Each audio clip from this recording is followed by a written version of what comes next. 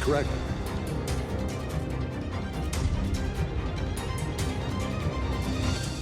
After years of neglect, Illinois is finally getting its mojo back.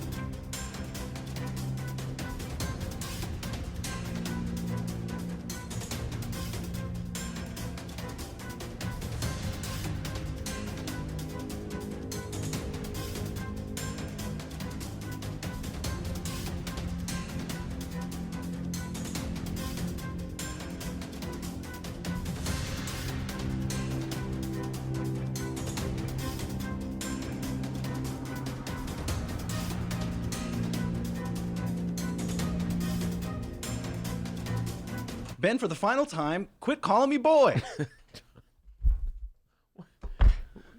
Your Ben Joravsky show for Friday, January 17th. Your Ben Joravsky show for Friday, January 17th. It's just moments away. It is the 17th, right? Okay, great. Hold on. Yes. Okay. It's just moments away. But before we get into that, we need to thank the following unions for jumping on board and sponsoring this program.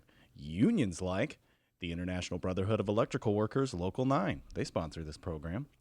The International Association of Machinists and Aerospace Not Aerosmith Workers, Local 126 and District 8 are sponsors, as well as the International Union of Operating Engineers, Local 150. Thank you to those unions for jumping on board, sponsoring this show. And, of course, today's Ben Joravsky show was brought to you by our dear friends at the Chicago Federation of Labor. Ben, let's hear that song of the day.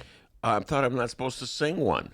I know, you know. Okay. Tighten up, dee-dee-dee-dee-dee-dee-dee-dee, tighten up, dee-dee-dee-dee-dee-dee. What? Archie Bell and Durrells from Houston, Texas. We got a new song called the Tighten Up, 1968 D, long before you or Miles were born. The Ben Joravsky show starts now.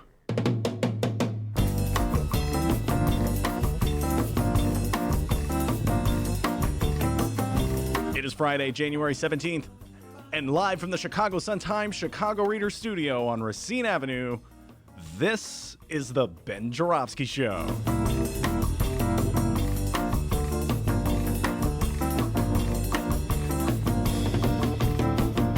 Ben, throw your bagel wrapper away. Today on the program, it's another Rummana Rundown with Sun-Times editor Rummana Hussain. Political strategist Candis Castillo returns. And also making his return, it's our new city council correspondent, the one, the only, Mr. Bike David Glowacz. And now your host, lover of bagels, Chicago Reader columnist Ben Joravsky. Hello, everybody. Ben Joravsky here. We're calling this When You're Right, You're Right. And You're Right. Friday. And here's why. That's correct. By the way, where's that quote from? Do you know? When you're right, you're right. Chinatown. I know it's Jack Nicholson. Yeah, Nicholson. Curly, when you're right, you're right. Now quit. Leave the Lavalier blinds alone. Anyway, long story at the beginning of Chinatown. All right, folks, I'm going to have to acknowledge a couple things. One is harder than the other. One is actually easy to acknowledge. Facebook friend of mine, Babs, his comment on Facebook that he left me. It's easy to acknowledge he's right because he's right. He's really right. We'll get to that first. First one's a little harder. Never thought I would say this. I agree with a planning department chief. Yes. Never thought I'd hear these words come out of my mouth. In this very studio, was it yesterday? Maurice Cox, the new planning chief for the city of Chicago, Yes. was in the studio. Yeah, Franz Spielman's show. Franz Spielman's show, and Franz Spielman and David Roeder were grilling him, and they got into a discussion of big plans. Now, let me just say this as a way of introduction. More often than not, I have been on the opposite side of virtually every development proposal that a planning chief in the city of Chicago has come down with since the year Mayor Daley was first elected, and that would be Baby Daley too, so we're talking 1989. Can't help it, folks. They like to take your property tax dollars and spend it underwriting deals that probably don't need your property tax dollars in the first place, thus enriching their friends, their cronies, their pals, and raising everybody else's taxes. So, Bastards. yeah, that's kind of how things have gone, folks, for the last 30 years. You call it progress and economic development. Both newspapers are in favor, and I'm the one guy in the city of Chicago. No, don't do it. Anyway, yesterday in this studio, as I said, Maurice Cox. I have not had an opportunity to listen to the interview, but today's bright one, home delivered as always, has a story sort of summarizing what Maurice Cox said, and he closes by saying this. He was asked whether he was in favor of big projects like the One Central project that would calls for decking over railroad tracks west of Soldier Field to make way for a wall of high-rises built on Transportation Center. Oh, my God, I remember ranting and railing about that one, D. And about the visionary plan to put a cap over the Kennedy Expressway to create more parkland. Cox called both proposals big, audacious projects that are easier proposed than done. Quote, "You start talking about billion-dollar TIFs. Could you imagine what we could do with $1 billion in the South Side just doing 100 little projects? I'm interested in unleashing hundreds of little development projects that incrementally build those neighborhoods one lot at a time. Our first obligation is to stop the exodus out of Chicago because Chicago needs a strong black middle class. That means we have to pay attention to the neighborhoods where they live. If we tackle this in a comprehensive way instead of a scattershot way, we can stop the bleeding." I heartily agree. I can't believe this. This sounds like a column I wrote.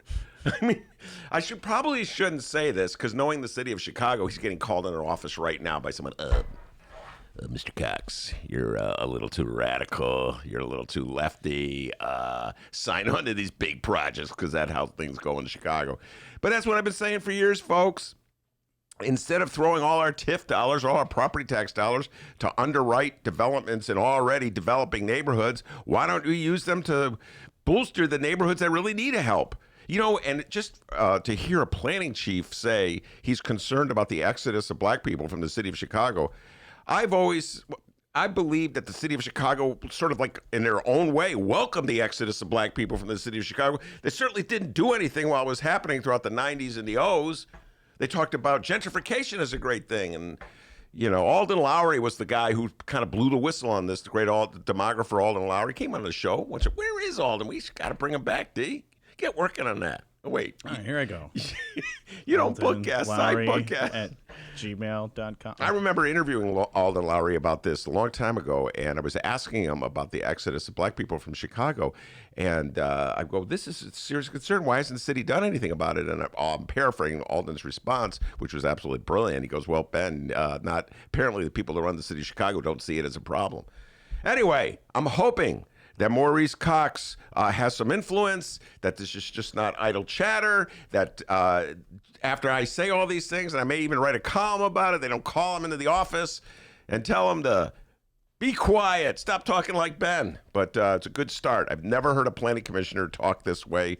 Maybe they really will blow up that godforsaken TIF program. All right, now back to Babs. I got to give him credit. He writes on my Facebook wall from time to time with little messages. Bab is an avid Ben Joravsky Show listener. He always weighs in on the Ben Joravsky Show Facebook page. Yeah, and I would say generally he is of the leftist persuasion. Oh, yeah. But he really hits it on the head here in this comment. I get very frustrated. We talked about this a couple times this week. about the debates where the commentators or the questioners ask Bernie Sanders, well, how can you afford it? How can you afford your health care plan? It's going to cost billions and billions. It's just like Chicago. I always say this, in the city of Chicago, when they want to spend money on nurses, well, we don't have any money. It's outrageous proposal. We can't afford that. But then, of course, when they want to throw money at Amazon, hey, the sky's the limit. So it's the same thing with Bernie. Bernie says, hey, I got a program that would benefit everybody in this country, health care for all. And the questioners are like, oh, my God, be real, Bernie. How can we possibly afford that? Meanwhile, what is it, D? $738 billion with a B a year in our defense spending? Oh, nobody ever asks about that, right? How many billions of dollars in tax cuts did the Republicans and Donald Trump pass in 2017? But no. So, but when yes. That's billion with a B. Thank you, Mayor Lightfoot. So anyway, but Bab points out, I could tell you how Bernie should have been reframing the health insurance debate for 4 years. You have to reject the insurance industry's language because it's a 3-card Monty.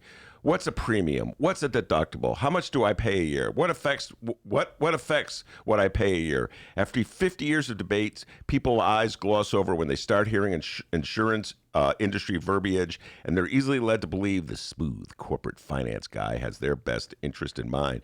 But from the dawn of civilization, there was one word that resonates with mankind: taxes. Bernie has to explain why everything in terms of taxes. America, pay no attention to the labels intended to deceive you. A premium is a healthcare tax. Americans pay $5,000 to $20,000 a year in healthcare taxes. And as he points out, it's the same thing with college education, et cetera. Absolutely. If you view the amount of money you pay for a necessity like healthcare as a tax, you may have a different attitude about it.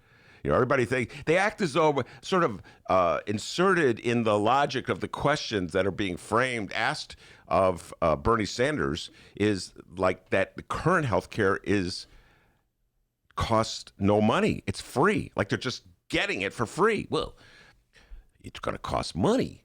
How can we afford that? Well, we're already paying billions and billions of dollars for health care. It comes out of our salaries, out of our paychecks. Sorry, I just tuned in here. You're talking about people asking about paying for money. Were you talking about the debate from CNN, their coverage? Yes. Oh, okay. Yes. I figured. Yeah, CNN.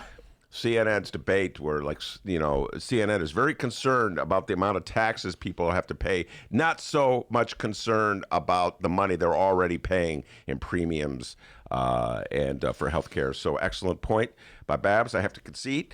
Wish I had thought of it first, but can't think everything, right, D? Yeah, I know. All right. Life's hard. All right. It's easier to agree with Babs and my left of center friends than it is to agree with the planning commissioner, but I have to say one more time.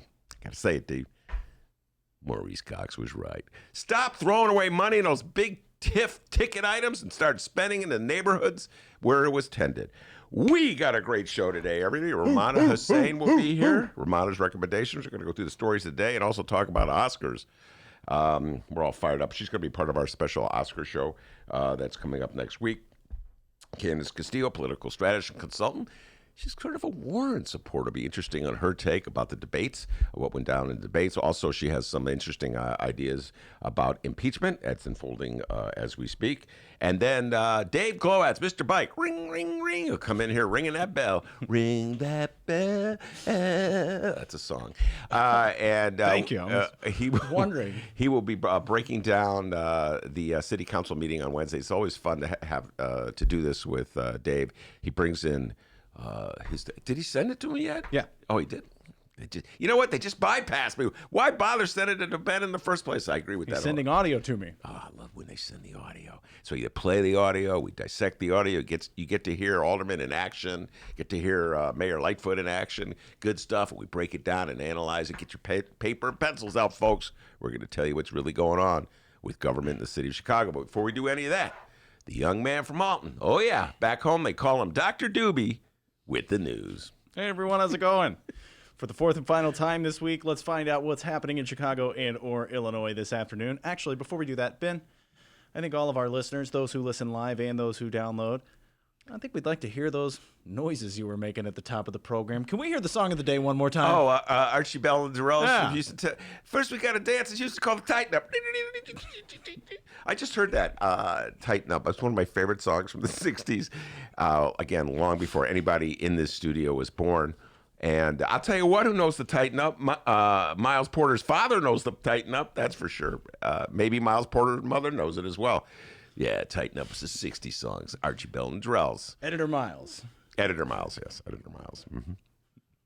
So do you want me to sing more of the Tighten Up? Please no. All right. Here we go. Let's. All right. First up, our Illinois governor. Can I just say one thing? In What? Houston, we got a new dance, and we called it Tighten Up. Oh, hey now. No one cares. Okay. First up, our Illinois governor. After years of neglect, Illinois is finally getting its mojo back. Today, J.B. Pritzker is doing what he always does. All together, everyone. You too, Ben. Signing legislation. Yeah, I saw this, yeah. Today he's at UCAN, UCAN, signing legislation that will eliminate driver's license suspensions as a penalty for non-moving violations. For those wondering, UCAN is in Chicago. So once again, to our downstate, not a city listeners, no, you did not see J.B. Pritzker at your local Wendy's just now. Wasn't him. It's just some other well-dressed portly fella enjoying a delicious baked potato, all right? Sorry. A little advertisement for Wendy's there, huh? I thought you were a Popeyes man. I'll take it all, buddy, all right? And he loves Arby's, ladies and gentlemen. Every time we go by the Arby's downtown, God, gotta get a stop in that Arby's. It's so good. I actually do say that. All right, big day on Sunday statewide. We haven't discussed this in a while, Ben. Time for a little update here. On Sunday, Democratic state senators who hold the majority will gather in Springfield to decide who will be their next president. I know, during football playoffs. What? That's crazy. I know, man. Remember, everyone, it was late last year when Democratic Senate President John Cullerton announced that he would be retiring in 2020. A handful of qualified senators got in line and have been campaigning to replace him ever since. Honestly, can't remember how many and who all of them were. Doesn't matter because we're now down to two. Mm-hmm. After Senator L.G. Sims officially dropping out of the race, it's now Don Harmon, the assistant majority leader from Oak Park, and Senator Kimberly, no, not Lightfoot, Lightford, Kimberly Lightford, going one-on-one for Illinois Senate president. You know what? I think this is better than football, Ben. Who we going with, buddy? We going with Kim Lightford or we going Don Harmon? Well, if you ask me, if I pretend I'm a state senator, I would vote for Kimberly Lightford. Going Lightford? Yeah, Lightford. Even though I have this thing in my head, I keep wanting to call her Lightfoot. But it's Lightford, okay? That dyslexia is firing up on all cylinders. Lightford, Lightfoot. But no, come on. We just had a white guy, Johnny Cullerton. Why don't we let a black woman be this Senate president for once? Let's spread it around a little bit. Yeah, I'm for Kimberly Lightford. I don't know.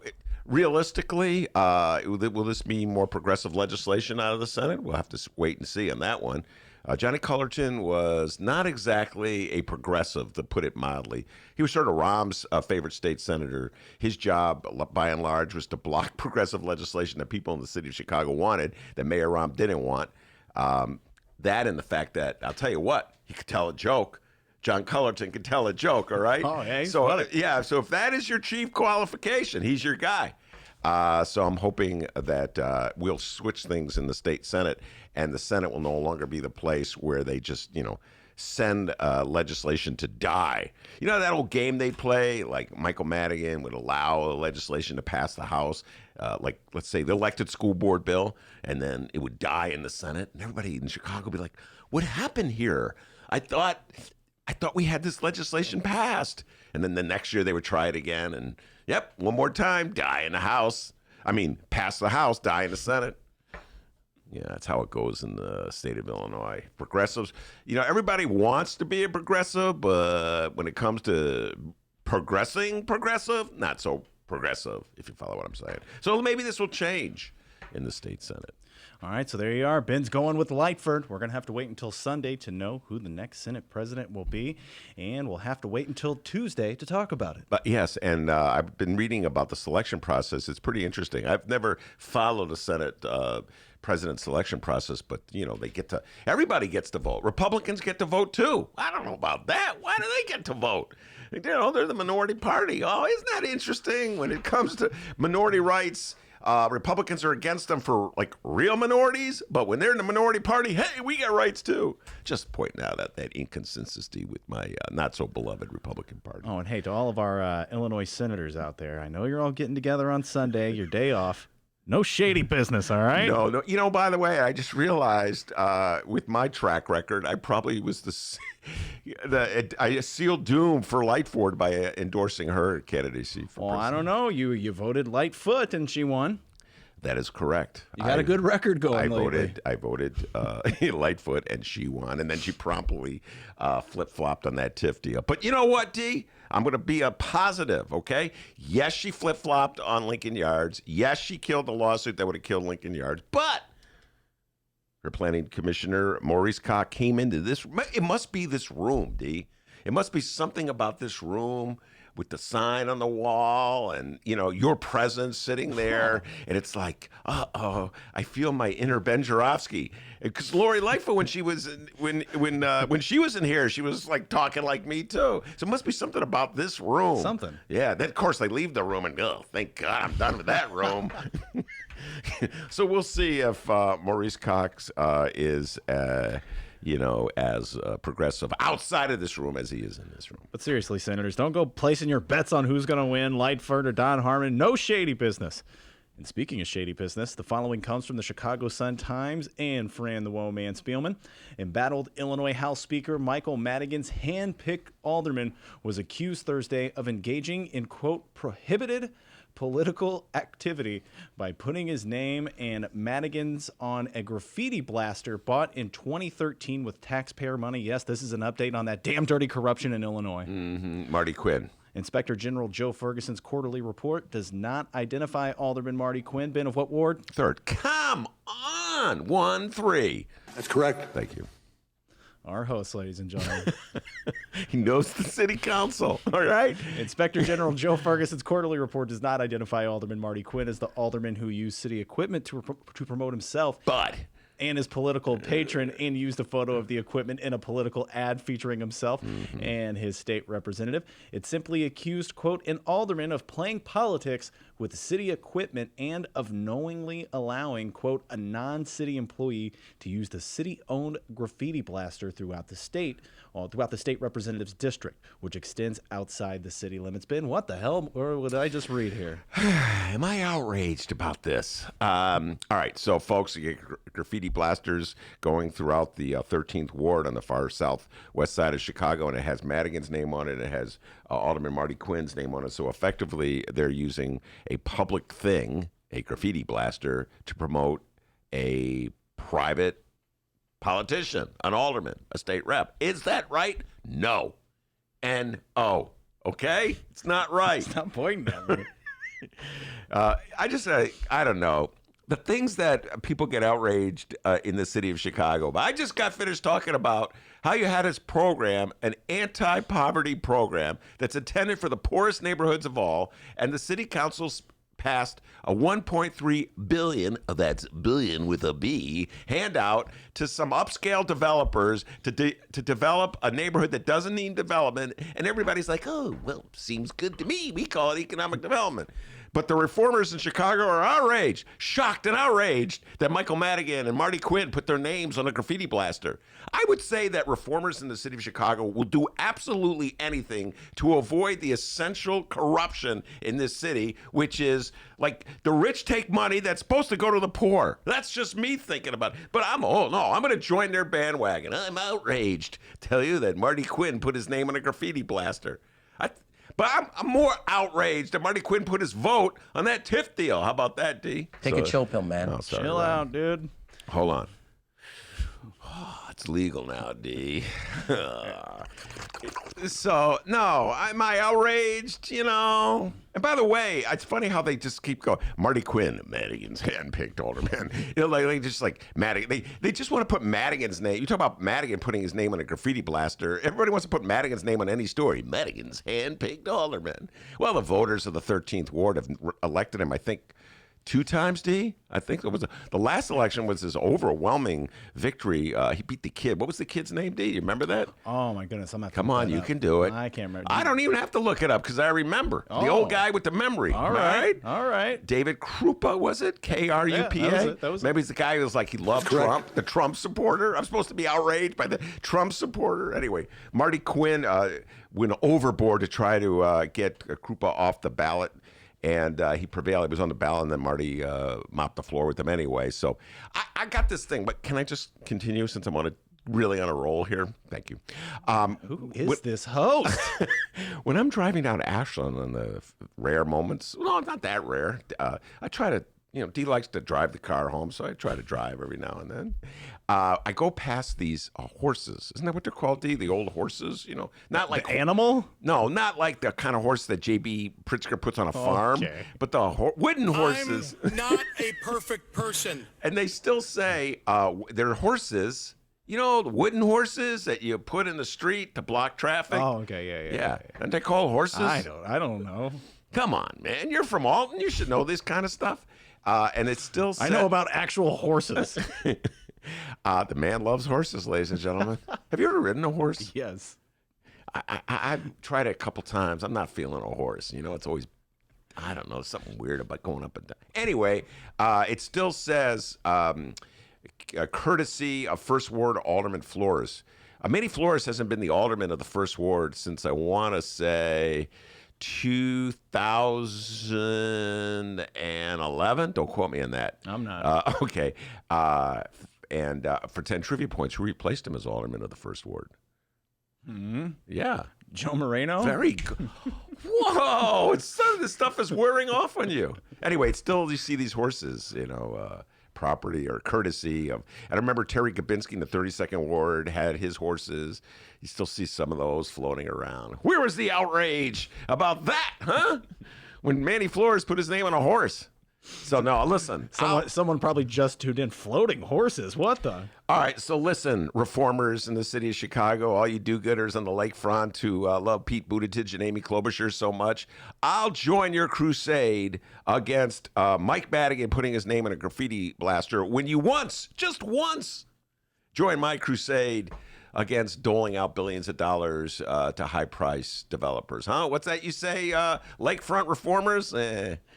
Yeah, you're too outraged about the graffiti blaster. Moving on, as for our Chicago mayor, today Lori Lightfoot is at the Marriott Marquis for Chicago's annual Interfaith Breakfast in honor of Martin Luther King Jr. Yeah, once a year, Chicagoans decide they believe in peace and love and harmony and integration. Once a year, D. Not even like in the beginning of the year. It's the beginning of the year, and it's like an hour. The luncheon or the breakfast, it's the breakfast. It's about an hour. And then as soon as that's over, we're back to fighting and gouging each other's eyes out.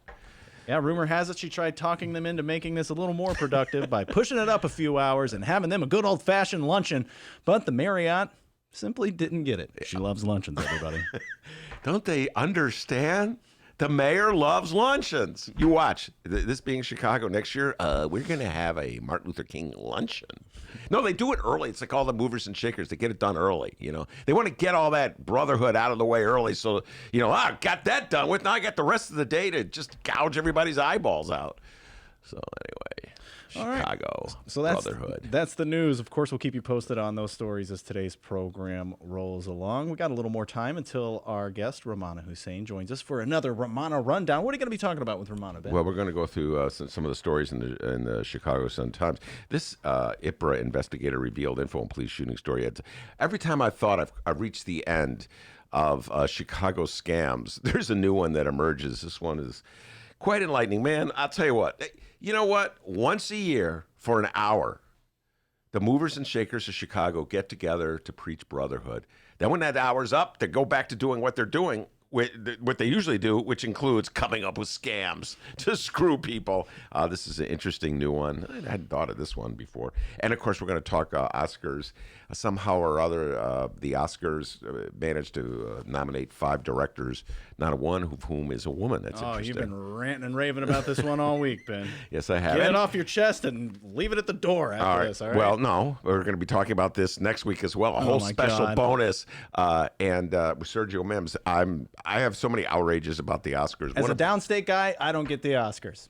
We don't watch it downstate. Oh, I'm sure there's people that watch it downstate. First of all, you don't even live downstate anymore. Oh, I can't. I can't adjust. I don't know. I just can't get into the Oscars. I don't know. Number why. 2, you claim to be so knowledgeable about downstate, but we did our survey, and our survey proved that Bruce Springsteen is far more popular than Jimmy Buffett is downstate. The survey showed Number 2. We didn't do that.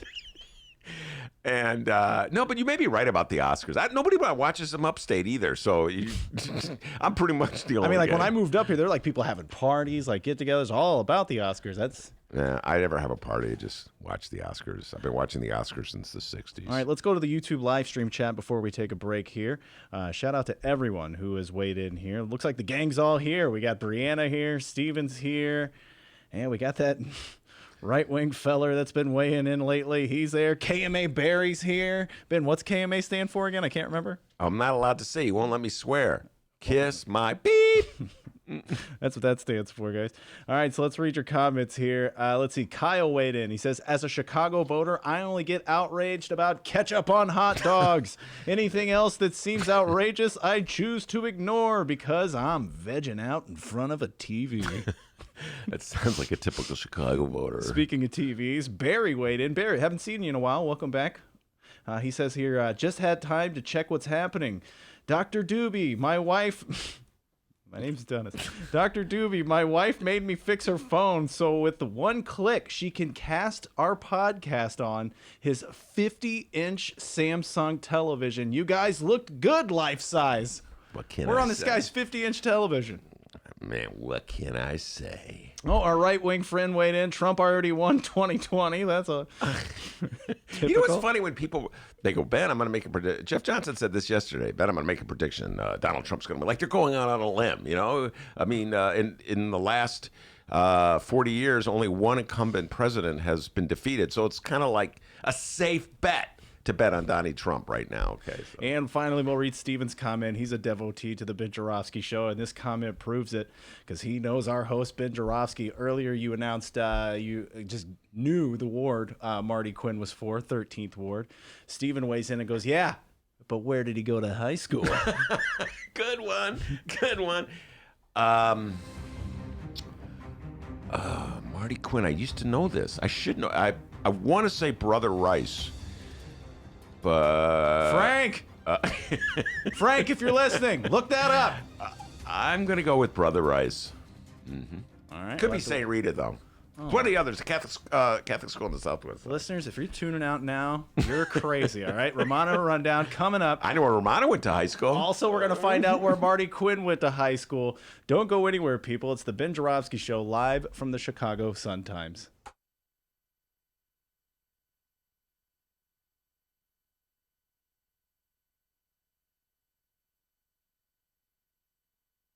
Read the Chicago Reader to get up to speed on what's what in Chicago. Culture, food, arts and entertainment, weekly concert listings, weekly event listings, the environment, travel. I can continue, but you get the point. And for all of you Chicago political junkies, raw weekly columns on real city politics from Maya Dukmasova and our very own Ben Joravsky. The Chicago Reader, free to the public in newsstands throughout the city and online at chicagoreader.com. Read it now and be a more informed Chicagoan. Did you know that 40% of the people in Illinois opt to be cremated? Well, it's true. And Chicagoland Cremation Options honors their wishes by providing cremation services directly to the general public. Chicagoland Cremation Options provides an affordable, ethical, and easy cremation arrangement, whether in person or online. Save thousands and streamline the process by going directly to Chicagoland Cremation Options. It's a family-owned business operated by my good friend, Douglas Klein. Here's how you reach them. ChicagolandCremationOptions.com. One more time, ChicagolandCremationOptions.com.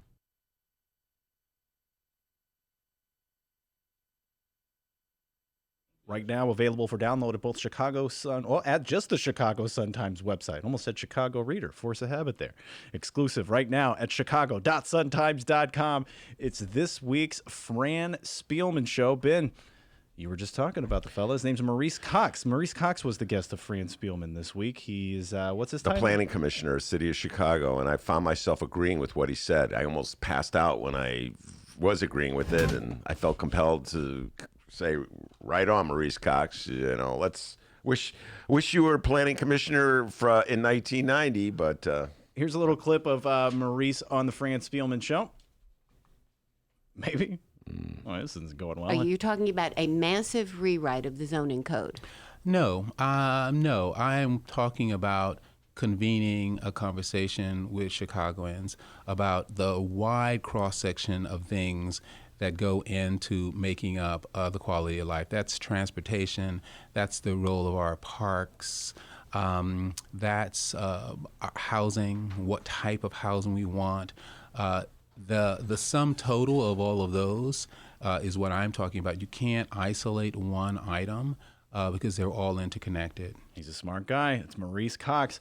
This week's guest on the Fran Spielman Show, available at chicagosuntimes.com and wherever else you download your favorite podcast. Welcome back to the Ben Joravsky Show, live from the Chicago Sun-Times. Rummana Hussain with me every Friday, Rummana Rundown. And this story was just really grim and depressing. Rummana, hours after March for Peace, a shooting shakes St. Sabina. It's a front page story in the Sun-Times today. Tell folks a little bit about it. Yeah, the story's very sad. This was a young man who was 23 years old. His name is Imoni Toma, and he was only 23 when he was shot late Wednesday night. There was a March for Peace at St. Sabina Church. As everyone knows, that's the church where Father Flager, a very outspoken priest, Roman Catholic priest who talks about violence a lot and just different things. He kind of weighs in on a lot of things. Anyway, this young man was homeless. And 2 years ago, he showed up at the church, seeing if he could, just kind of if they could help in some way, with his life. He had a few misdemeanor arrests, and he was waiting to get his record cleared out, or already happened, or those charges were dropped, or never really kind of, he was just someone that was a little lost, and he ended up working in the mentoring program at the church and lived in the apartment. I think he scraped enough money and did different jobs, but he told people at the church he wanted a career, not a lot of odd jobs. So he seemed to be heading in the right direction. Anyway, he was shot in the parking lot Wednesday night and died in the back seat of a car of a person that drove by, a motorist that drove by. So it's a pretty sad story. Yeah, it's it's like one of those stories that it's tragic when anybody dies, but we hear about this story. This guy seemed to be heading in the right direction, had a lot going for him, and you hear about, and he's only 23, barely lived his life. It's a guy from Hyde Park High School, and his dream was to become a welder. So it's a very sad story. We were doing follow-up on it. We had the story yesterday, just to let you know, and I don't think we had that much on it. And then, we just thought it was an important story to tell and probably knew there was more background. So we tried to look for more. I know the reporters who worked on it looked for more family members, or they didn't talk to family members, but they talked to people that knew this guy. So has anybody been arrested? Nobody's been arrested as far as we know. Yeah, well, on top of everything else, the part that gets me is it was considered neutral ground. Yeah, neutral ground. The church and Father Flager. I've disagreed with Father Flager on issues from time to time, but I have to commend him for just being very consistent on the issue of taking guns out of yes, he's the city of Chicago and the need to stop the senseless violence. And to be shot outside the church, it's like, is no place safe? And then there was just another story in the Sun-Times, not to just dwell on the gloom and doom, but of a shooting at a barbershop. East Garfield Park barbershop. In fact, we're waiting for a story. I was talking to the reporter that was working on that story, a follow-up, Mitch Dudek. So the shooting happened. 5 people were injured, including kids. And he talked to the owner of the barbershop, and he also talked to a woman who was a stylist at the shop. The story's not in yet, but she had left her apron on her chair, the chair where she usually cuts people's hairs, and there was a bullet hole when she went back in today. And so she talked to a reporter. So it was just, I don't think there's any arrests in that shooting, but that's obviously an ongoing investigation. But you hear stories like that. And, people always say that, they're a little worried when the summer comes by. Cops always tell you that because, summers where they say like more shootings happen, but apparently, it still happens when it's cold weather outside, and it's just a sad story all in all. And so we'll be hearing a little. I mean, I'm sure we're pursuing. We have our reporters checking up on both those cases to see if police have any leads as to who could have done both of these shootings. And then there's some articles about murders and investigations that some stories that just never seem to end. And this one is an article that the Sun Times had appeals court defamation suit stemming from Alstory Simon case should proceed. Very complicated story. Try to break it down. Yeah, I'll try to break it down. This is a story that I'm actually pretty familiar with because when I started off as a reporter, the Anthony Porter case happened. This is a man that was accused of killing he was convicted of killing two people, Jerry Hillard and Marilyn Green in 1982.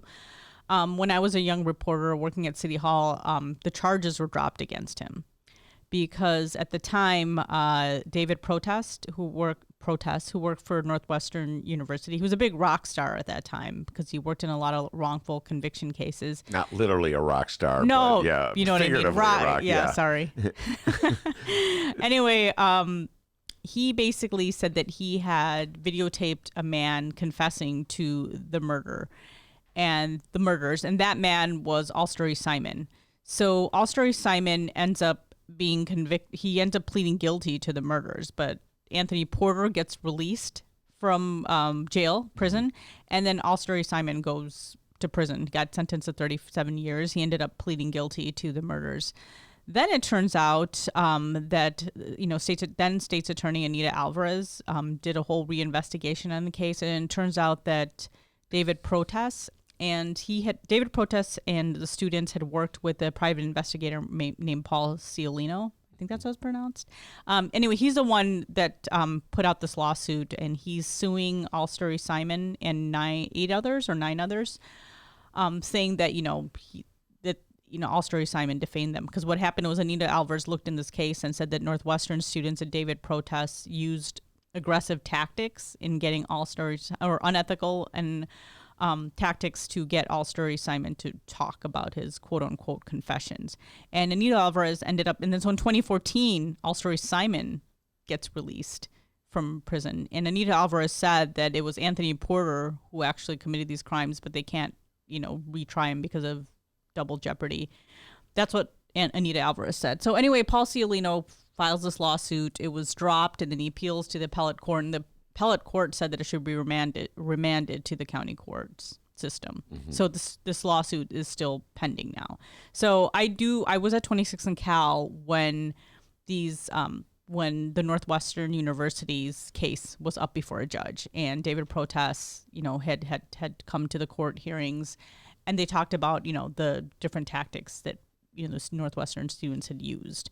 And I think somebody was paid for an interview. If I'm remembering my record, I could be wrong, but I don't know if you remember, but I don't remember. Yeah. I just remember there was and I remember the students I remember reaching out to David Protest at the time because, there'd be these court hearings, and every time there'd be these court hearings, it would be more and more, of a newsworthy story. And David Protest ended up leaving Northwestern. I'm sure you know that. Mm-hmm. And I think he has an independent wrongful conviction organization that he works for, or at least he did up until then. So I remember the case, and just there were so many pieces in this puzzle. So Paul Ciolino was this private investigator who's now suing. So it just keeps going. Yeah, and so it's been 20 years since 99, since Anthony Porter, and that's when I was pretty much I had been in the business for about 2.5 years. And I remember when it happened, and I think the Chicago Tribune might have broken the case, if I remember correctly, but I could be wrong because I remember I was working at City Hall and there's other reporters that were working on it at the time because it was a big deal. And this is a common story in Cook County and Chicago. Rummana, you know this because you covered the criminal courts building. Wrongful convictions. Yes. And wrongful convictions that are bred out of all sorts of abuses, either just outright torture of defendants or to get them to confess the things they didn't do, or shoddy investigations, or lack of detectives so that the investigations don't have the manpower they need to be fully to be completed. I mean, there's a long series of them, and this goes back even further. 1982 was when the murders happened, it's almost 40 years of this case being in the public's eye. And do you have a sense of like who actually committed the murders? Do you personally have a sense? Well, I don't know. I just remember, it's so hard to tell at this point, like what exactly happened, who's telling the truth, and, obviously when somebody is released from prison, there's a lot of accolades and, I think as someone who's covered a lot of these wrongful conviction cases, and especially when it comes to police torture, those are just so mind-boggling, like how that happened. And the John Burge era was around that time. So, the early 80s, I believe so. So, we still have, it's not this case, but there's a lot of other cases that are still pending that, were that old or just maybe a little less old. But, there are some cases, I always tell people, just because someone's wrongfully convicted, it doesn't mean they didn't do it. That's what I'm not. Explain that. Well, because if you're forced to confess by using, by illegally beating someone, is that really, that doesn't mean the person didn't do it, but they're forced to confess. You're using you're torturing them to confess, and it needs to be done in a proper way. I mean, there's definitely cases like that where you listen to the story. There was one case where there was a man who was wrongfully convicted in a pretty brutal rape and murder of a woman. And it was sort of from what I remember, I believe it was a gang rape. And the charges were dropped in his case, but he was never exonerated. So there's a difference between wrongfully convicted and exonerated. When you're exonerated, you can actually ask the state to reimburse you or get money back. When you're not exonerated, so some judges don't technically, I think it's certificate of innocence. That's what I want to say. I shouldn't say exonerated, but I think they could be interchangeable. But a lot of people seek a certificate of innocence. If they don't have the certificate of innocence, they can't. So I remember in that rape case, the judge he wanted a certificate of innocence or an exoneration, and the judge said, "You were in that house, in the room. Don't tell me that you weren't part of this rape." And he just didn't believe it. And when you listen to the facts of the case, I can say now it's highly unlikely that this guy was in his room while his friends were raping this woman. Yeah. So, and it's just like the way this woman was tortured and beaten. I saw, I think a lot of people, if they saw that case, they would probably agree with the judge. So I'm just saying, just because someone's wrongfully convicted doesn't mean that they didn't commit the crime. That's what I'm trying to say. But there are a lot of cases. I mean, I sat through a lot of hearings or wrongful conviction hearings or hearings where the charges were dropped, and you're just like, how did this person get caught in this? And, a lot of these men are really young. So when you're interrogating someone at 17, 18, 19 years of age, they keep asking them all these questions and they eventually break. Yeah. So, and then they end up going to prison. And there are cases where you're just like, there's no way that guy did it. Yeah. Just like listening to evidence. And DNA evidence has changed that in many ways too. Because our DNA evidence or DNA testing wasn't that sophisticated in the 80s. Yeah. And then there's this story in the paper, which I don't know if you had a chance to read, but it's sort of related. Where this investigator for the city has been charged. Essentially, Rummana, this is just so Chicago. When I read this story today, I read it in both newspapers. Franz Billman and Sam Charles in the Sun-Times and Tribune also had it as well. Some investigator for the city who works in the department that investigates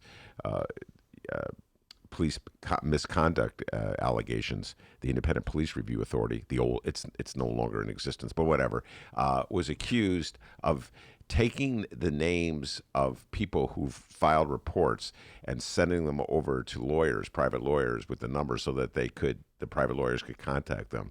And, I'm like, I pretty watch all the sleep. We'll get into movies, but I'm a big fan of like novels about sleazy, cops and investigators and lawyers and movies about them and corruption. But I'm like, this one's trying to be nice. God dang. This one. Sometimes reality is like, I didn't even think of that. Where they're trying to be the nice guy. The question is, was he trying to sway them towards his friends? I think that's what it was. I don't think there was anything nice about this. No, that's what I'm saying. Like, this is like, oh, hey, I have some friends who might be able to help you. But no, that's what did he think he was being helpful. I don't know. I don't know. But Just I would the think, allegation. I would think that you would know that as someone on that, if they were on the IPRA board or the IPRA. He was an investigator. Yeah, you would think that as an investigator, you kind of stay out of that. You didn't do your job. You don't give people advice. Yeah, on no, who to I don't think call. he was giving No, the advice. I know he was just giving them literally numbers. passing the number to the lawyer. So you know. No, well, I mean, he's Yeah. kind of giving advice to the lawyers or business to the lawyers. Yeah. But it's like, oh my goodness, my city is Chicago. When you think it's not going to get any lower. All right, let's transition from these horrific stories. We'll eventually get to horrific in another way, the Oscars. But beach bummer, man. First of all, another great Sun Times headline: beach bummer. Yeah. The lakefront is eroding somehow Yeah. or other. I think it's connected to climate change. warming. Yeah, global warming. But anyway, we have no more beaches in the city of Chicago. Well, anymore. 2 beaches actually in the neighborhood I live in, Rogers Park. So we live right on the lake. I don't know if I should give my address in case I have any stalkers. Don't. I don't think But anyway, we live by one of the beaches. And so last weekend, the storm was pretty, you know what? It actually didn't seem that bad as someone from Chicago when you're inland. But when you're looking out the window at the lake, it was like, the waves are high. They weren't as high as, the National Weather Service had said, but this is where we are. I'm sure downtown they could have been higher. But you could definitely see the water coming in pretty close to us. And so it turns out that 2 beaches near us, Rogers and Howard Beach, they no longer exist. And the city, it's going to take them, because of this weekend storm that we had, and I think they said it's going to take a couple of years for them to redo these beaches. So now there's just going to be a bunch of rocks. And I actually run along the beach, but I don't run along the whole beach, but I go all the way to Evanston, and then I come back to make like a 6-mile run sometimes. So I definitely pass by those areas, not necessarily run on the sand, but I pass by them. So the last 2, I usually run on Friday mornings before I come in, and I didn't run for the last 2 weeks. Actually, I ran last Friday, but I didn't run on Sunday or Friday, so I haven't seen the damage. But Mick, my husband, has, and he picked up a pair of glasses and a Princess Leia action figure from his walk last week. And he's like, "Do you want these glasses?" I'm like, "Oh, I don't even wear glasses regularly, and I don't like those glasses." And so and his Princess Leia action figures on his book stand right now. And probably more details than Mick wanted shared. But anyway, Hey, always What's a Rummana rundown without a throwing Yeah. Mick under the bus? why would I be throwing in the bus? He loves Star Wars, so he loves Princess Leia. So I mean, I'm loves just Star saying. Wars. By the way, Miles loves Star Wars as well. I don't know if you know I like that. Star Wars, but I'm not that in love with it. He said he's gonna make me watch the prequels, and I'm like, I don't want to. Oh do my that. God, that's wow. That's more than I could deal with. No, one of the things I'm very envious of when I go visit Mick and Rummana is how cool it was. I ride my bike over there, and I've been looking out at that beach that's right there. This is Chicago. I'm like, Rogers Park, man, what a cool place. And now it is a beach bummer. Yeah, so that is sad. There's a lot of people that come out to Rogers Park and, have various picnics. And, when I'm running sometimes in the summer, you see like everyone, and it's like a multicultural group, like, barbecuing, one group is barbecuing like Jamaican food, the other group is barbecuing Indian food, and then, other people are stereotypical Americans eating hot dogs. But I'm just saying it's really cool to see. So it's like less activity. Well, we were, before you got in here, we were talking about Martin Luther King Day, the annual breakfast where the movers and shakers have in Chicago, where once a year for about an hour they get together and dedicate at least an hour to brotherhood, peace, and love. And then as soon as it's over, they go back to being jerks. at each other's throats. But at Rogers Park, anyway, it's like the one neighborhood in the city where they actually like at least share a beach spot together. You get what I'm saying? Yeah, it is cool.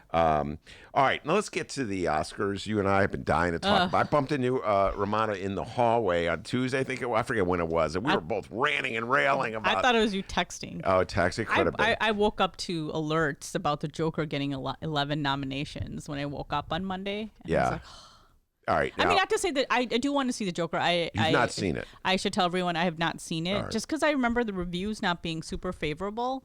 and people saying it was excessive, but I do like Joaquin Phoenix, and he's a great actor, and I'm sure he did a great job, and that's what people said was the best thing about the movie, that he did such a good job. So, I'm not going to take away anything from him, but I just think a lot of other movies got shut out. All right, and it was interesting. I don't know if obviously the complaint is that a lot of people of color and a lot of women and women of color were totally shut out. All right, let's get right at it. First of all, I have seen Joker, all right, and Joaquin Phoenix definitely deserves to be nominated, and that's it. You don't think It's he a one deserves the win? No. The rest of the movie is a one-trick pony, okay? So the rest of the movie, I know all our Joker fans out there are really outraged, including one Dr. D over here who loves I love Joker. that movie. Okay? I'm sure it was good. Yeah. But it's basically a one-trick pony. I can name 5 movies that are more deserving of being nominated that didn't get nominated, with The Farewell being at the top of the list. All right, so do you, Rummana, believe that the Academy Awards has a bias against women? Yes. And people of color. I mean, I don't know if it's a bias, but it's like, I can only watch movies that I can relate to. I don't know. I feel like, how old are these people who are on the Academy? Like, who are these people? Like, with the Golden Globe, we know it's a Hollywood Foreign Press Association. And I heard that's a sham, too. It's just random people. Like, it's really easy to get on this group. You don't even have to be a movie critic to get on this group. But the Academy is like some secret. I think they did do a breakdown of who the Academy is. And it is mostly white males, from what I understand. And the guy who made this movie, Todd Phillips? I don't know him, but I know who he is. Yeah, but he's complained about how he can't do comedies anymore because he did The Hangover. And he's like, everybody's too woke now, and, everybody's so sensitive. And I'm like, you can still make movies, but, I mean, what do you want to be, racist and sexist? I think that's what some people want. And a lot of people... Did he say this or tweet it? No, he said this in an interview. Okay, He's all like, right. I can't make comedies anymore because everybody's offended. And, for the longest time... It's true. Yeah. No, I know what you're saying. No, like, but you can I'm make just saying- comedies without offending No, but people. there's so many movies that you look back now, and they're problematic for women. Even a lot of teenage movies that I saw, 16 Candles, Molly Ringwald wrote about this. And she's like, I was in these movies, I love them, but they have some issues. Like, especially when it comes to men writing female characters, it's terrible. Yeah. They objectify women. They have no lines in movies. And I just feel like Joker, a lot of people were, the commentary about Joker was just an angry white male. Let's try to understand the angry white male. So I feel like the Academy is like, yeah, you know what I mean? But it's, this is the revenge of the angry white male. But I just feel like, and I'm not one of those people that's just going to like a movie because it was made by an Indian person, since I'm Indian.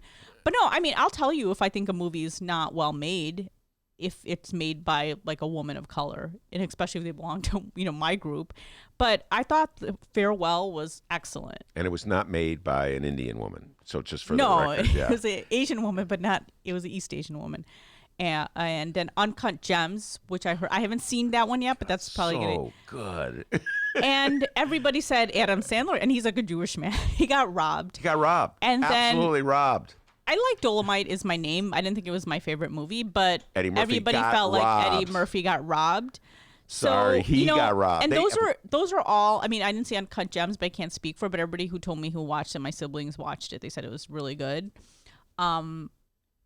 It's just, how could you shut all of those movies out? And then Little Women, which I saw.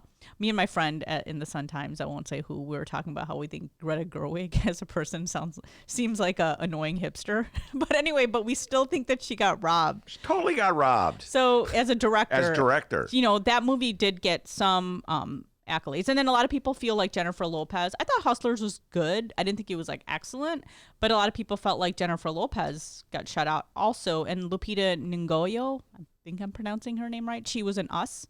Oh my God, Us was this year? Yes. And a lot of people are like, okay, so she was overlooked. And Scarlett Johansson, who I think is a very great actress, but says problematic things all the time, she was nominated for both actress and supporting actress. So you're ignoring all those actresses of color. The one actress of color who was nominated was the British actress who played Harriet Tubman. But a lot of people of color pointed out is like whenever a black person gets nominated or gets an Oscar, it's when they're playing a slave or a hooker or some corrupt Or a person. crooked what I mean? cop. Yeah, a crooked Denzel Washington. Very like, good he for didn't, knowing He that. didn't win in Glory. I think Yes, he did. He did win for Glory. He shouldn't have won in Glory, in my humble opinion. But I thought he didn't win for Glory. Danny Aiello should have won. Here's where the white guy got screwed. Danny Aiello. Well, that rarely happens, so it's fine. That's throw poor Danny Aiello under a bus. But- Did you ever see Do the Right Thing? Yes. Danny Aiello was freaking awesome He in was. Do the Right Thing. But I remember when I told you when I saw that, I was like, hey, that's the dad from Papa Don't Preach. The Madonna video. Yeah. That was a Oh, my reaction to God. Generation X. You Yeah. should watch that. I always, we got to remember, Rummana is a 2 generations down from me. But the one silver lining, I guess, at the Oscars was a Parasite, that one of my favorite movies of the years did get some nominations. But somebody did point out that in Parasite, it got all these nominations, but none of the actors in the movie got any.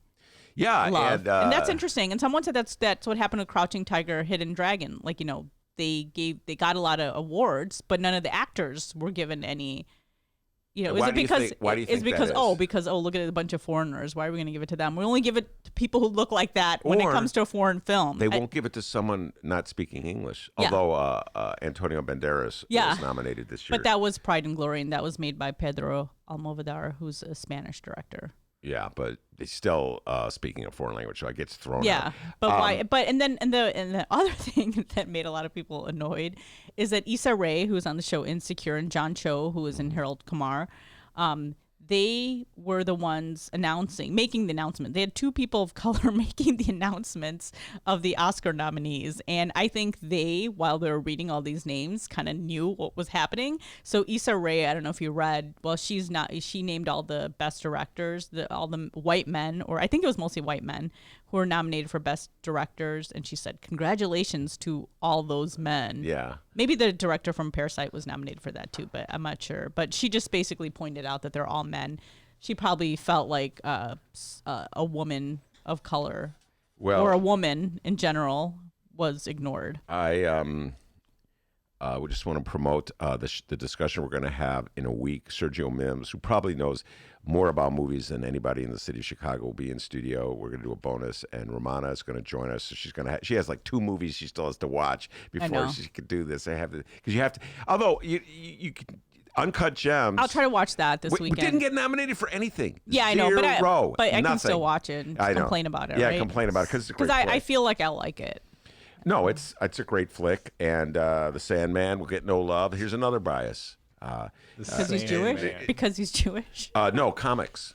Oh. Comics don't get any love. Eddie Murphy. Aquafina was also shut out. Aquafina, The Sandman, and Eddie Murphy all shut out, and they all deserved nominations. And I'm sorry, Scarlett Johansson lovers out there, 2. They should have just said, one or the other, and it probably shouldn't have been Best Supporting Actor, because I saw her in Did she Marriage Story? JoJo. No, I gotta see it. Sergio's making me see it. Yeah, you should watch it. I have to watch it. I'm not a big fan of the director, and I have a whole thing about Netflix movies. Don't get me started. But you watched Irishman, which got a lot of love. I saw it on the big screen. Oh, okay. But the contradiction that you could have nailed me on as a good cross-examination. But then you What about watched- Dolomite There Is My you Name? go. I went over to my friend's house who has the big TV, and we watched it on his big TV. I've since seen it twice. I loved it so much. But they have this thing against comics. It's really weird. Jim Carrey has always gotten screwed. And even when a comic does a serious movie, they get screwed. The Sandman got screwed, and Robin Williams, did he ever win? Yes, he did. He did. won for Dead Poet Society? Whoa, very good. Or was it for Good Will Hunting? Correct. One or the other. Robert Mueller weighs in. Robert Mueller thinks I know. Candis Castillo, our next guest, will probably know the answer to that. She's a big movie buff. She's shaking her head. I don't know. But I know she agrees with me that Adam Sandler deserved to be nominated for Best Actor this year. She's nodding her head. Even though I'm like ripping on the Oscars, I'm going to watch them. Oh, yeah. No, let's get that straight. I love awards shows. I know. Yeah. I like watching to see what people wear. That's mostly what I watch. Do you watch it the for. Grammys as well? I used to as a kid, and then the older I got, I felt like I don't listen to any of this music, most of it. I and don't it know just any of it. when I was younger, like in the coming of age in the 80s, it was awesome. Like Michael Jackson. It was just fun. Mm-hmm. And I don't know, maybe I'm just too old. I do try to see what people are wearing the next day, but I don't sit through it. I watch the Golden Globes and the Oscars are my main shows now award shows that I watch now. Definitely. The Grammys are huge in our house. I don't know any of the music, but love the costumes and everything and all the glamour and the glitz. And for 10 trivia points before I let you go, the great Michael Jackson performance in the Grammys in 1985, I want to say. What song did he sing backed by a big choir? Rummana Hussain.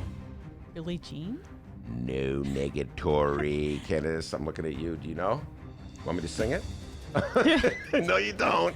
Man in the Mirror. Oh, no. It can't be 85. Man in the Mirror came out 90 or something, or No late way. 80s, or late 80s. It was Everybody's not looking. 85. Well, It was not 85. It was in because the I remember how 80s. old I was. Yeah. 87. Look at Candace Castillo knows her stuff. We're going to bring her on to talk about Bernie and Elizabeth Warren and impeachment, but she weighs in at 87. All right, could have been 87. And then we can complain about Stephen King next week. Oh, my God, Stephen King. I love you, Stephen King, but stay off of Twitter. All right, I told you. Any person over the age of 60 should be prevented from Well, it being used to be 50. You changed. You went up. Did I? Yeah. Oh, all right, 50. Did Make I? it 50. Then get Trump off, too. All right, Rummana, thank you so much. Have a great weekend. I got too. Candace Castillo on deck. Can't wait to bring her on. We'll be right back after this. Hey, everybody. What you're about to hear are the piano stylings of Jeff Manuel. Man, listen to Jeff go. Jeff Manuel has been playing piano around Chicago for years. He's played for conventions, for celebrities, played in basement bars with blues bands. He's played at prestigious social clubs, fine restaurants, and in the intimacy of private homes. Book Jeff Manuel at jeffemanuelpianist.com. Don't worry, I'll spell his name at the end of this commercial. You know what Chicago Magazine said? They said that Jeff Manuel is, quote, as comfortable with Chopin as he is with Cole Porter. He's excellent and his performance is joyous. He offers an elegant stream of compositions and interpretations that entertains the mind but won't hurt the ears. To hear more of Jeff Manuel's work and to book Jeff for your next event, go to jeffmanuelpianist.com. I'm going to spell it out for you, people. J-E-F-F. M as in Mary, A, N as in Nancy, UELPIANIST.com. Take it away, Jeff Manuel.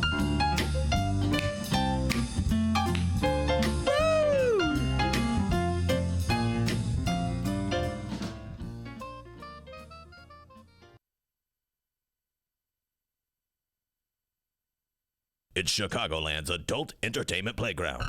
It's the world-famous Admiral Theater, 3940 West Lawrence Avenue. The Admiral is homegrown from Chicago, and it's the most conveniently located club in all of the city. 15 minutes from the O'Hare Airport in downtown Chicago Loop. Voted Chicago's best strip club, the Admiral has showgirls galore and a variety of adult entertainment shows. The world-famous Admiral Theater, open every day from 7 p.m. to 6 a.m. 3940 West Lawrence Avenue. For events, showtime, and other information, visit AdmiralX.com. Must be 18 years of age or older to enter.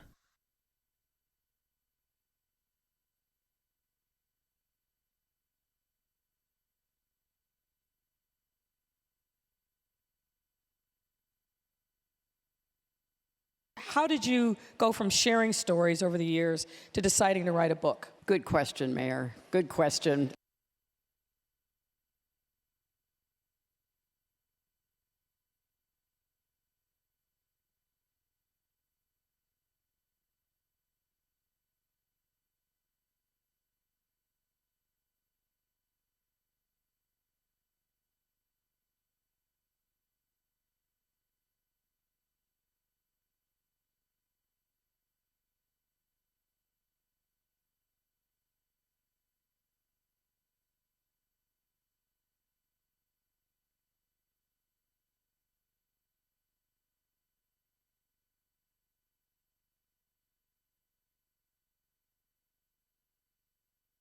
All right, everybody. Hour number 2 of your Ben Joravsky show for Friday, January 17th is just moments away. Before we get into that, we need to thank the following unions for sponsoring this program. Unions like the International Association of Machinists and Aerospace Workers, Local 126 and District 8. They sponsor the program, as well as the International Brotherhood of Electrical Workers, Local 9. The International Union of Operating Engineers, Local 150 are sponsors, as well as our good friends at the Chicago Federation of Labor. Hour number 2, let's go.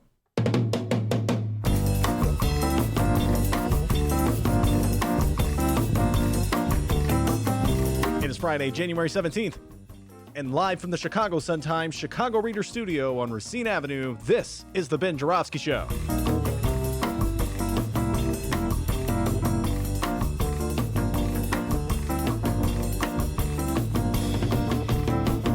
In this hour of the program, Bernie, Warren, Bernie. We're talking with our good friend Candis Castillo, and Mr. Bike is back. I repeat, Mr. Bike is back. Dave Glowacz, our city council correspondent. And now your host, Adam Sandler correspondent. He loves that guy. Chicago Reader columnist Ben Joravsky. I love Adam Sandler. I'm not ashamed to admit it, and I think he. Adam Sandler. Don't you love Adam Sandler? And Candace, have you seen Uncut Gems? I have not.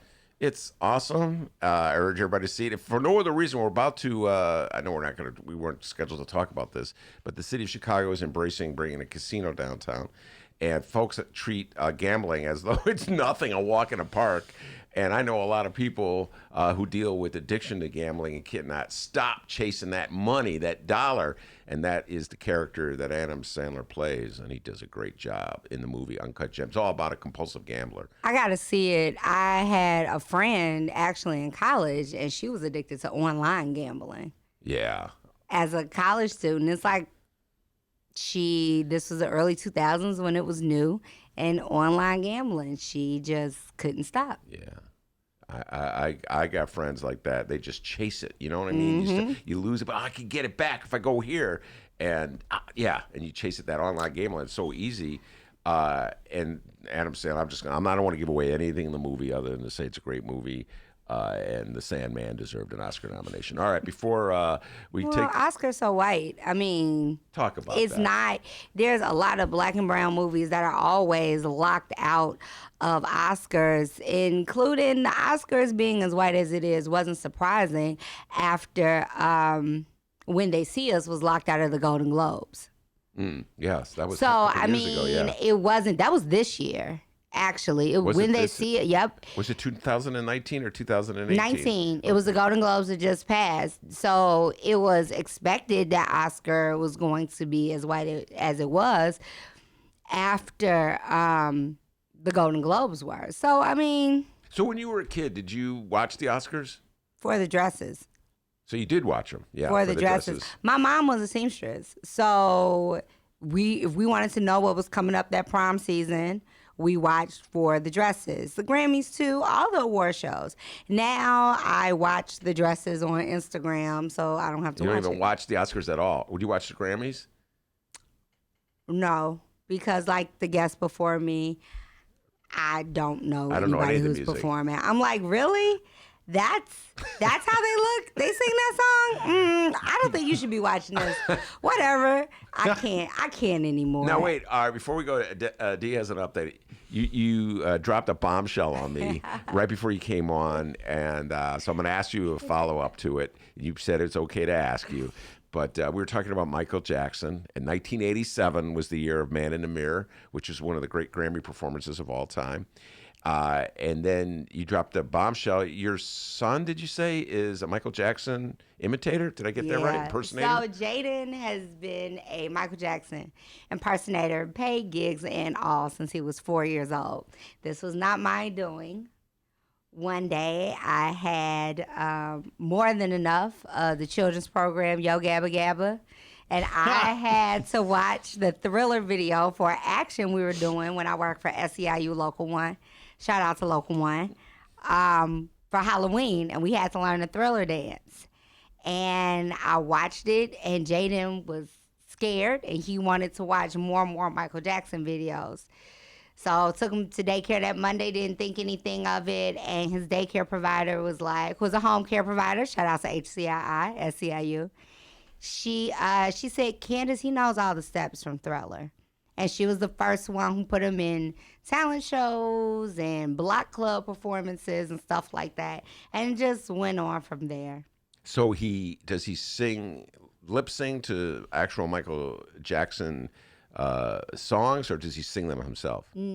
So in the beginning, it was just lip singing and dancing. But Jaden is now one of the newest members of the Chicago Children's Choir, Beverly chapter. So now he is singing the stuff, but a gig is every now and then now. It's not as much as it was when he was a little younger. Well, maybe we'll bring him on the next time you're on and we can do Michael Jackson songs together. Oh, Lord. Have you had a discussion with him about Michael Jackson's, the allegations against Michael Jackson, or you haven't got to that point yet? No, not yet. It's coming, though, because questions, YouTube generation, right? Everything's on YouTube. So what did Michael Jackson go on trial for is a question I found him asking Alexa the other day. So there you go. So the conversation is starting soon. But if you want to see something interesting, one of the Inglewood aldermen, there's a dance battle between one of the Inglewood aldermen and Jaden that's floating around on Facebook. It's one of the 5 that had the meeting on. I mean, they're in the video Tuesday. together dancing off? It's a dance battle. Jaden won, and it's not Alderwoman Jeanette Taylor. Can you give me initials? DM. Oh, 17th Ward, Pride and Joy. David Moore, the Pride and Joy of Simeon High School. A lot of people don't know that. That's correct. Thank you, Senator. He went to Simeon High School. David Moore. Yes, indeed, Auburn Gresham. All right, Dee, before we take the deep dive with Candis, Bernie versus Warren, loved to get her thoughts about this developing battle between the progressives in the race. What do you got for me? You got an update? Yeah, a few updates here. First off, our first Yo Gabba Gabba reference on the Ben Joravsky show. I knew it would come. I knew it would come. Yes. All right, we do have a few updates here. First off, still don't know where Alderman Marty Quinn went to high school. Still looking for that. I think it was Brother Rice, but I could be wrong. Yeah, it turns out no one cares enough to post it online. I'll probably stop caring about it in about 5 minutes, so we'll probably never know. I completely forgot about that. So, all right, yes, we are about to talk all things Bernie, Elizabeth Warren, handshake gate in the 2020 presidential election with Candis Castillo. And Ben, I say you and your Chicago Reader colleague Maya Dukmasova booked your Bernie Warren show at the Hideout at a perfect time. Yes, we did. It's Tuesday, February 4th, 1354 West Wabansia. Ben, you got 2 representatives, one Bernie, one Elizabeth Warren. Why don't you tell everybody about it? One, Candis Castillo's good friend and co-partner in crime. A radio show they do at some station, I forget the name of it, and WCU later, I think it's called. No, it's WCPT 820. They fired you. Oh, right, that one. Yeah. Anyway, a dear friend of mine, I love him anyway, Brandon Johnson. He'll be there representing Elizabeth Warren. He loves Elizabeth Warren, ladies and gentlemen. And Carlos Ramirez Rosa, the Pride and Joy of the 35th Ward, graduate of Whitney Young High School. How about that? He will be there representing Bernie Sanders. The trash talking between Carlos and Brandon is intense. Oh, man. I tell you. And it's going to be a great night. I'm looking forward to it because say what you will about Bernie or Elizabeth, whether you like them or not, Carlos Ramirez Rosa and Brandon Johnson have the gift of gab. They can talk. They can make their cases. People don't. Brandon's kind of mellow when he does the show. You know, he's laid back, but in live, well, she's looking at me mellow, but he's more or less keeps it. Commissioner Brandon Johnson and the word mellow have never gone in the same sentence. Well, when you get him live, he's got some power. He's going to bring it. And Carlos is no joke. He could talk too. So I'm looking forward to it. It's Tuesday, February 4th, 1354, West Wabansia at the Hideout. First Tuesday with Ben Joravsky and Maya Dukmasova. YouTube live stream chat. We're going to be going to you before the end of the program because we are asking everybody. Well, we here on the Ben Joravsky Show, we're celebrating. I know, Ben, you forgot all about this, but we're celebrating. Yes, we are. It's Jamie Pritzker's birthday on Sunday. I'm not a perfect person. And we're sitting here trying our darndest We're trying our darndest here on the Ben Joravsky Show to figure out what the hell do you get a guy who has everything for his birthday? That's the question we're asking you on the YouTube live stream chat. Head over there, answer the question, and we will be reading your comments at the end of the program. You can weigh in as well, Candis Castillo. What do you get a guy who's got everything? He's a billionaire. A horse farm. Okay. He already has a horse farm. All right. Toilets. Oh, he already has toilets. Brianna was on the live stream chat. She said a plunger. Oh, wait, he doesn't need one because it has no toilets. Oh. All right. Those toilet jokes are old, okay? No, they're great. Keep them coming. How about a bong? He just passed, he legalized reefer, man. All right, so... What Candis was going to say something was going to get her in trouble, so go ahead. A yo gabba gabba ball. Yeah. No, man. J.B. Pritzker loves Steve Miller, and he loves the Eagles. Get him the greatest hits of the Eagles. I love the Eagles, but did you know that guy?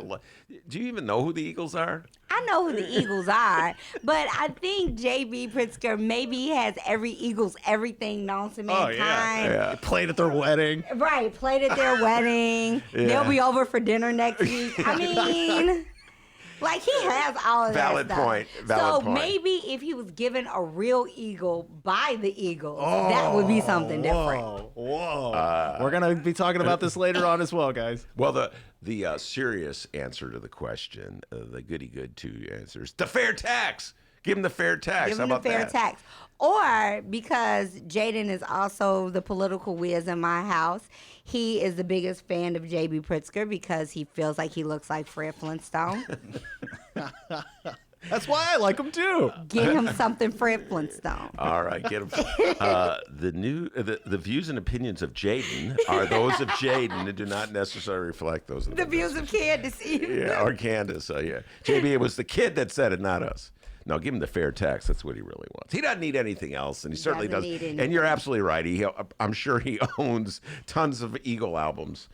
All right, Candis Castillo, enough goofing around. Let's put you in the hot seat here. You are generally a fan of Elizabeth Warren. Am I correct about that? I lean Warren. You lean Warren. But let me say this, because this has come up a number of times for me. Sans Bloomberg or Buttigieg, I would vote for whoever the Democratic nominee is. Let me put that out there right now. If the Democratic nominee is Biden, I'm going to vote for Biden. Buttigieg, I might write here watching his name in, but I am going to vote for the nominee because giving Trump another 4 years would ruin the courts, period. And that is my primary objective. Now, do I lean Warren? Yeah, I'll tell anybody I lean Warren. Anybody who brings up the mortality rate of Black women in childbirth, who is not a Black woman, deserves all the kudos from me. And that is one of my direct issues. So, yeah, I lean her, and I did get to meet her, and I did have a conversation with her, and it was about the asthma rates of Black and brown children in the inner city. Yes, that's why I lean Warren. I've also met Bernie Sanders, and I didn't have that conversation with Bernie. Which one? Either one of those two. Either one of those conversations with Bernie. And maybe it is because she might be more of a personable person. Maybe it is a personality thing. But policy-wise, I also lean more Warren.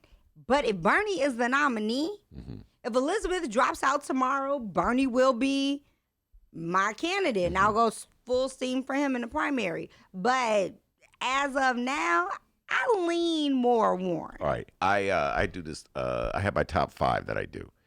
You still have 5? Yeah, I've had my same 5 for about a month now. But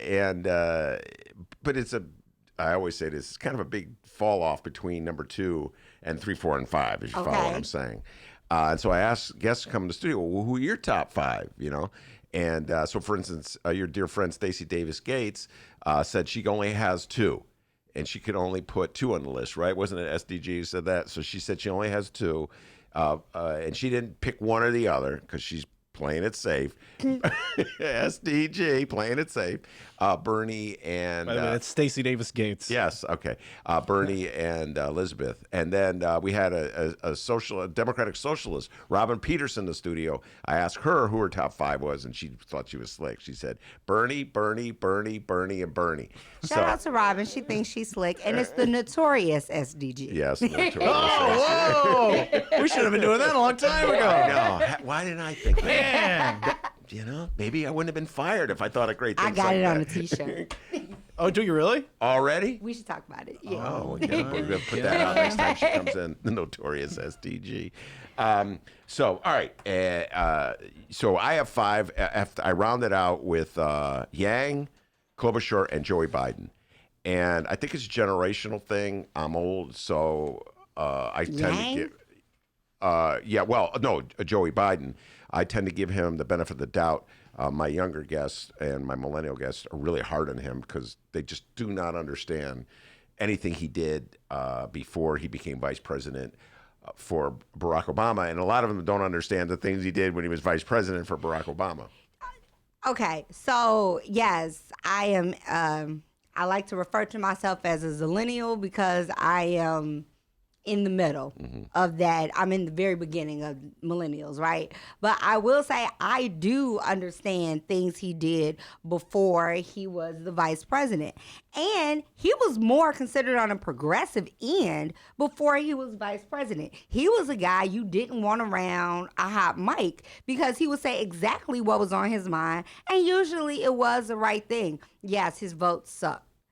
His votes to go to war sucked. But also, the world pre-Donald Trump was a world that it took horse trading to get things passed. So even though I don't like some of the deals he made, it was a deal he made for something that he believed in. So I am not the person that says Biden is the worst person in the world. What we need to go back to is Trump is the worst person in the world. And Vice President Pence is like actually worse than Trump. So we can talk about how the war in Iraq was a dangerous decision, but also killing the second in command in Iran was also a dangerous decision. So I understand what Biden did. So it's ridiculous to just say we wouldn't vote for Biden, but you would vote for Trump. Yeah. No, or just sit it out. And so I don't buy into that at all. So Biden is on my list. Now, you said you would not vote for Pete Buttigieg if he were the nominee. Did I hear you correctly? I wouldn't vote for Pete Buttigieg if he's Why do you say that? Because racism is racism. And his track record in South Bend when it comes to black people is not what we need in America, especially not at this time. I don't think there's much of a difference of his ideas of black folks as Donald Trump's is. Wow. You believe that? I truly believe that. I also believe all of them have a certain degree of privilege, including Bernie. But his privilege is more than a lot of other people. Explain what you mean by privilege. Privilege as far as my education, my serving in the Marines. And yes, yes, I have deep faith. And yes, I'm gay. But that doesn't remove the fact that you have been afforded all of these opportunities because you are a white man. Period. And even the convenience of coming out as a gay white man because there's a degree of privilege in that. Ayanna Pressley just came out about having alopecia. And there are some people in the right-wing media that are blasting her. She has a disease she can't control. That is a black woman having a disease she can't control. And the media is killing her for it. Versus a white man saying he's gay and that's a degree of privilege to be able to do that. To be able to come out and say you're gay and get no splashback behind that. So Man, I wasn't going to ask you this, but you raised it. What was your attitude about the city council's debate yesterday? We're probably going to be talking about this at greater length with Dave Glowacz on the issue of should there be set-asides, contractual set-asides for gay-owned businesses. I have a lot of mixed feelings about it. And it's not because I don't think there should be contractual set-asides for LGBTQIA businesses. But it depends on what lens they look at it from. If they look at it from a black and brown trans or queer lens, then fine. Because they're looking at the people that are discriminated against when it comes to business ownership is a trans black or brown person. It's not the white guy that owns businesses in Boys Town. And actually what they need to study is how black and brown people of the LGBTQIA are discriminated against in Boys Town or all over this city. So, but the lens they're looking at it from. And I want to know who's going to do the work to try to study it and the lens they're going from. That was a big deal to me. But this hurts way deep down inside to say because I like them personally. I never thought I would agree with Walter Burnett. It's the cup that's sitting there, right? It is. It's the cup. It's a Walter Burnett cup. It's a cup. I never thought I would agree with some of the things he said. Yeah. And it's not that he didn't vote for it, because he definitely voted for it. But it is a thing of black and brown business owners, male and female, are discriminated against in Chicago on the regular basis. There needs to be a study of the discrimination of WBE and MBE business owners in the city of Chicago in general. In general. So I do agree with some of that. Now, shout out to the alderwoman of the 49th Ward, Maria Haddon, and shout out to the mayor, because I think their hearts were in the right place in this, but there were some things on how they were said yesterday that I can see as being very hurtful. But let's look at it from the right lens, because their experiences as queer women of color is different if from the lens of a white queer man. It's totally different. Yeah. And like I said, we'll get into this more when Dave Glowacz comes on. I'm sure he's going to have clips from the city council meeting. And I'm all over the map, as I told Dee yesterday, because I talked about this at length. That's the name of his next podcast, by the way. I'm all over the map. You know, because he asked me a question. I'm like, well, gosh, I can see both sides of the story. But I think you share my all over the maptism on this one. Because Lori Lightfoot, you know, she was right to criticize some of the rhetoric that was used in the reference to a terrible Adam Sandler movie, I should add. Not even a good Adam Sandler movie. But on the other hand, you know, I'm an old guy. I've been around this town a long time. Black people get screwed in the city for as long as I can remember. It's like always somebody else gets at the front of the train.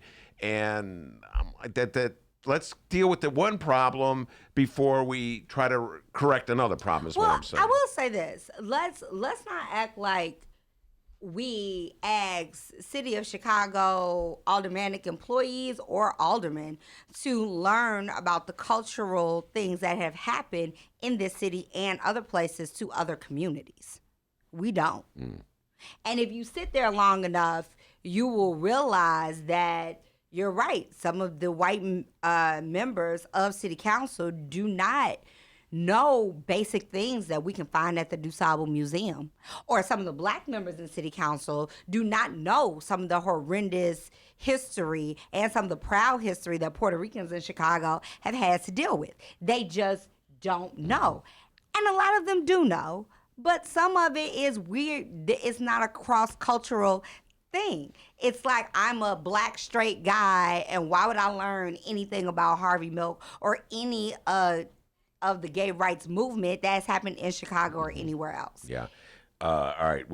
That's like the other line I said today. You know, on a Monday, they're going to celebrate with the breakfast Dr. King for an hour, and then they go back to fighting. That's how it goes in the city of Chicago. 1 hour a year for Dr. King, and the rest of the year for fighting.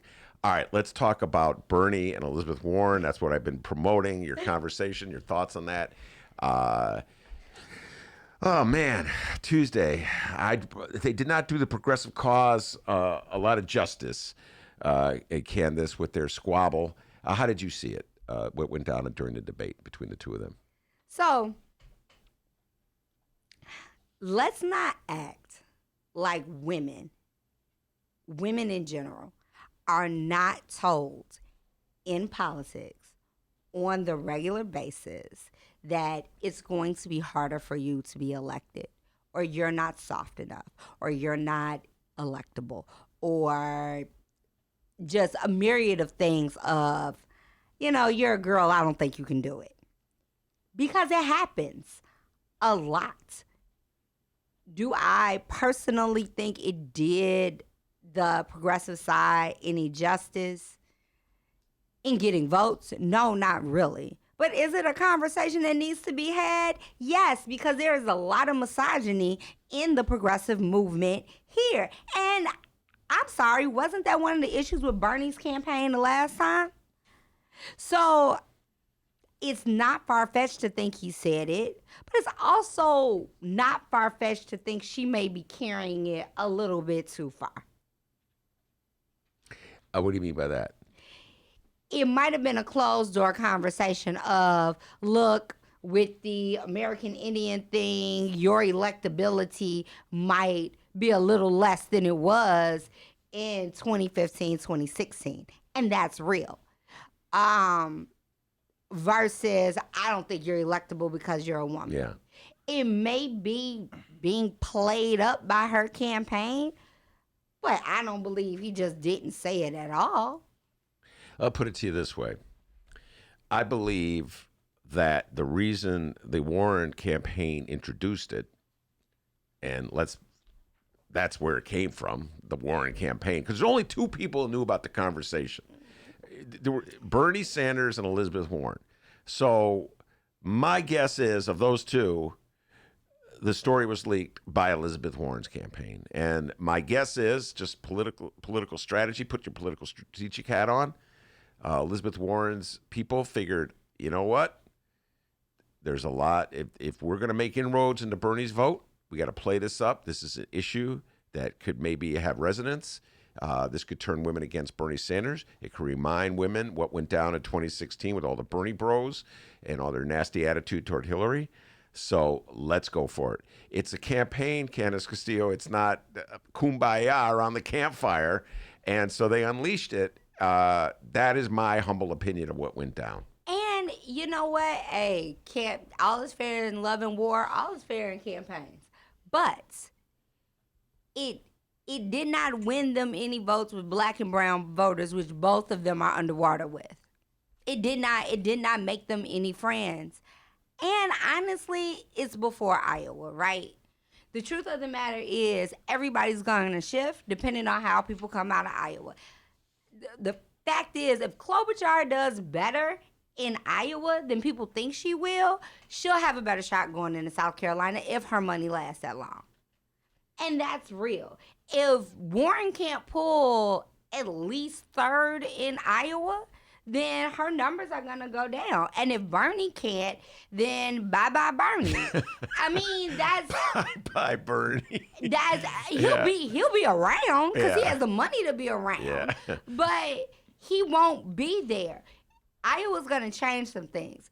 That didn't help get any votes in Iowa. I don't think it helped or hurt. That's what I said. It did not do the progressives any good. It wasn't like a legitimate discussion of women in politics. It was like a he said, she said, and then she wouldn't shake his hand, and then she said, "You call me a liar," and he said, "You call me a liar." And well, I like how she turned it around. How she said, "Hey, Klobuchar and I were the only people up here to win every election." Oh, that was a good counterpunch, yeah. So I kind of like that one. However, I do feel like not shaking hands was just petty. Now, when you are traveling that much, when you are under that much stress, it is easy to be petty. Oh, believe me. Alderman Taylor likes to call me Petty LaBelle for a reason. I am very... She calls you Petty LaBelle. She has petty names for everybody in the office. I am Petty LaBelle. I am the original type of old school Petty, according to her. Who's Tom Petty? Wait a minute. That's a good one, and that would probably be Juwan. I will have her call. Juwan is our constituent service director. I will have him call Tom Petty, and Joan, who is our economic development director is Petty Yonce. So, why did they call you Petty LaBelle? because I'm the original Petty. So in other words, you hold a grudge. I can,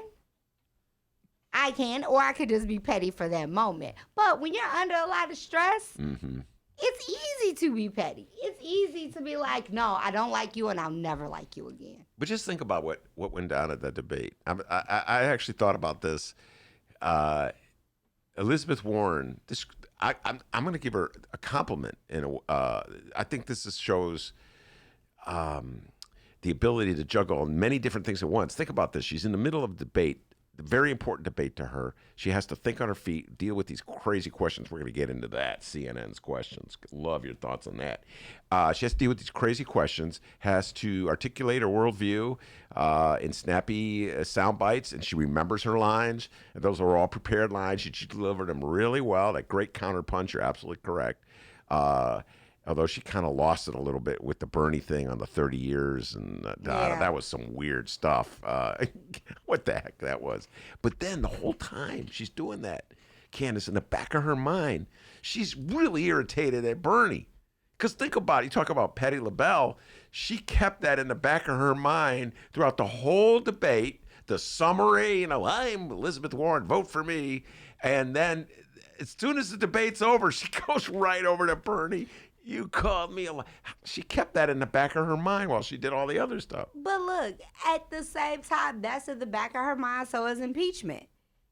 At the same time, as soon as they got off the stage, or if they had their phones on stage, which I'm pretty sure most of them had, anytime they looked down before they looked back up and smiled, they were getting all of this new revelation coming out during the debate, which CNN did not ask one question about, or didn't even update them about on stage, which was malpractice on their end.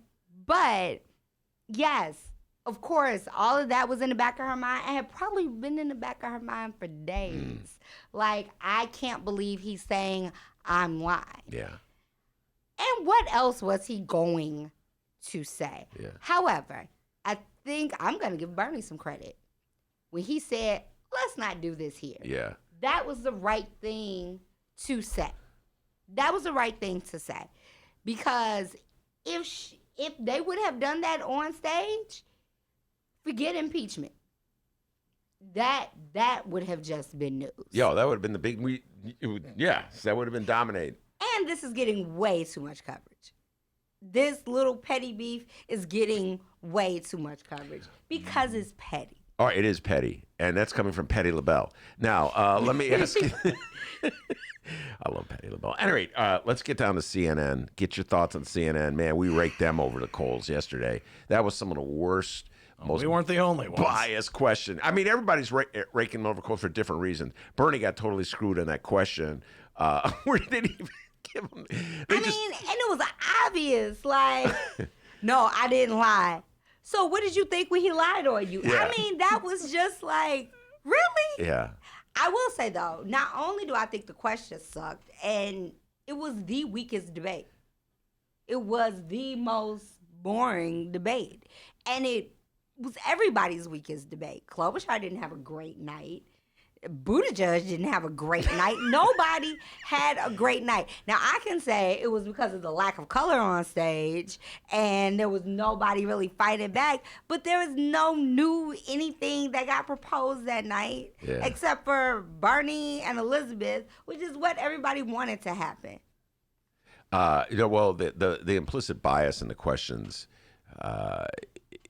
like whenever they ask Bernie or Elizabeth Warren about health care, how can we afford this?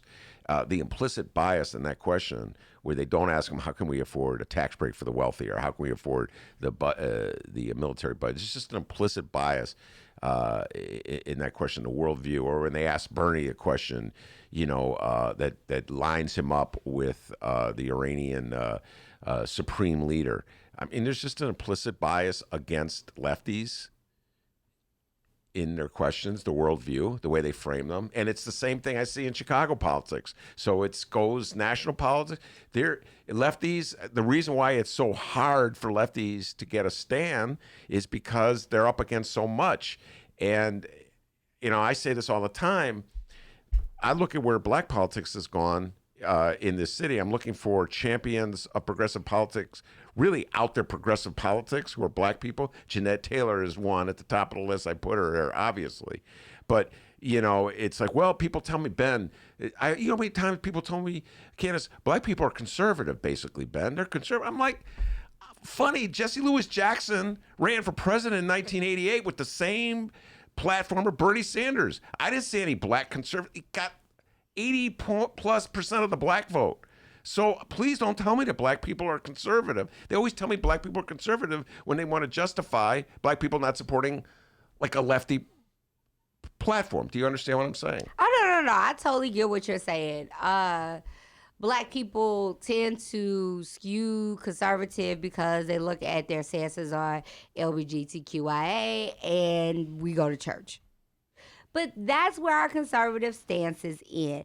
Black politics in Chicago, it is hard for anybody who wants to have a lefty agenda in Chicago to get support in general. It's only so many labor dollars is going to go around. It's only so many institutional support that is going to go around.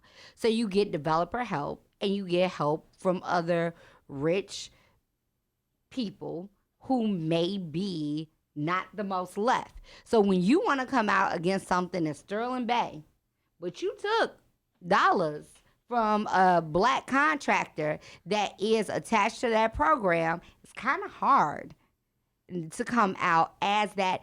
And when you have machines like Ron machine, like Daley's machine, that kept black politicians in the money, it's kind of hard to cut off your war chest then. And it goes into this presidential campaign, right? When people say, oh, black people won't go for that, it's not that black people won't go for that. It's that, one, it hasn't been explained. And two, you can't just, black people are more than fried chicken in a church sermon. Period. Mm-hmm. We want more. We are not, politically, we are not a monolith. In Chicago, we are not a monolith. But we need more from our presidential candidates, our mayoral candidates, our aldermanic candidates than a chicken dinner and a church service. And for way too long in Chicago, in the state of Illinois, in the nation, it's been a chicken dinner and a church service. And until these presidential candidates stop taking the black vote for granted, because I think Biden is taking the black vote for granted. Every poll has said he got it in the bag. Yeah. He only has it in the bag because that's the name that we know, right? So let's stop thinking that these church sermons and chicken dinners are enough. Let's get on the ground. Let's actually talk to people. Let's knock doors. And everybody says, oh, it's a black mayor. Lori Lightfoot is a black mayor, and it's because she's a queer woman that the Black Caucus is giving her a hard time. No. It's that because Rahm's machine is gone, and so is Daley's machine. And there is no machine, so people actually have the gall to fight back when they see something that's adversarially affecting their community. So, yeah, we need more Alderman Jeanette Taylors. We need more people that are willing to speak their mind and say, hey, enough is enough. This isn't right. My community isn't getting. And we need to do that on a national level, on a state level, on a county level. We need to say that. All right, that's Candis Castillo. We're going to have to take a break, bring in our next guest, Dave Glowacz, who's going to be our City Hall correspondent. Candis has got clips from Wednesday's meeting. He's going to be playing for us, analyzing what went down on Wednesday's meeting. But before you leave the studio, I got to ask you your thoughts on impeachment. We're day 2, day 1. I've lost track now. We've been talking so much about it. Day 2. Day 2, thank you, sir. You think this is good for the Democratic Party? Do you think it's good for the country? What's your thoughts on it? I think it's good for the country. I don't know if it's good for the Democrats or Republicans, and if I'm going to be honest, I don't care. I think it is good to say enough is enough. This is what you shouldn't do. I am bothered, more than bothered, that this is party line instead of right and wrong. That bothers me. I hope there's witnesses. I hope there's enough people that have enough pride in themselves, their country, and their oath of office to actually say, no, we need to call witnesses. We need to make this happen. But I don't know if it's good or bad for the Democrats, but it's good for the country. I'm with you 100% on that latter point, and I do not know about the former. Candis Castillo? Well, Candis, before you go, we got a few more petty names for you. Okay. Use, right? Yeah, we got Pettuccini Alfredo, Petty Pendergrass. Petty Pendergrass. That's pretty good one, right? Call a guy that. And Bob on the live stream chat said Manny Petty. Manny Petty. So, yes, I will definitely take these names to Alderwoman Pettuccini Taylor. Alfredo. I like Pettuccini Alfredo's pretty good. But Pettuccini. I got to go with, no, Petty LaBelle is probably. That's really good. It's really good. That's correct. That Jeanette Taylor's got a million of them. All right, Candis Castillo is her name, and she is a great guest. Thank you so much, Candis, for coming on. Anything you want to plug, promote, or anything like that? Oh, yeah. There's a radio show that I do at 9 a.m. on a radio station. You could say it. It's fine. You could say WCPT 820 with County Commissioner Brandon Johnson, Sunday mornings. What's the name of that station again? WC You Are Fired? Oh, yeah, that one. I Yeah. bet see you are WCPT. See you later. Yeah, WC You Later. 820. No, I got a lot of friends at WCPT still working there. I will not name their names because I'll probably get fired if I do, but there's some good people that work there. Me, but I don't technically work for the station. And also look out for the United Working Families General Membership Meeting. That is coming up very soon in the month of February. Oh, we're going to have to talk about that one. We'll definitely have to talk about that one. All right, we'll bring you back to talk about that one. Candis. Petty Mercury. Petty Mercury. All right, I'm done. Okay. No, I like him. Our next guest is not petty in any way. Dr. D. Sorta. Mr. Bike, Dave Glowacz with the City Council Report. Stick around, everybody. Read the Chicago Reader to get up to speed on what's what in Chicago. Culture, food, arts and entertainment, weekly concert listings, weekly event listings, the environment, travel. I can continue, but you get the point. And for all of you Chicago political junkies, raw weekly columns on real city politics from Maya Dukmasova and our very own Ben Joravsky. The Chicago Reader, free to the public in newsstands throughout the city and online at chicagoreader.com. Read it now and be a more informed Chicagoan. Right now available at chicago.suntimes.com and wherever else you download your favorite podcast. It's this week's edition of the Fran Spielman Show. She had a gentleman by the name of Maurice Cox on the program. He's the planning and development guy from Detroit. Here's more. Are you talking about a massive rewrite of the zoning code? No, I'm talking about convening a conversation with Chicagoans about the wide cross-section of things that go into making up the quality of life. That's transportation, that's the role of our parks, that's our housing, what type of housing we want. The sum total of all of those is what I'm talking about. You can't isolate one item because they're all interconnected. Oh, did you like what you heard there? Well, you're going to have to download it to hear the rest. It's the Fran Spielman Show. Maurice Cox, the planning and development man from Detroit. It's the Fran Spielman Show. Get it now at the Chicago Sun-Times website and wherever else you download your favorite podcast. More Ben Joravsky Show on the way. Hang tight.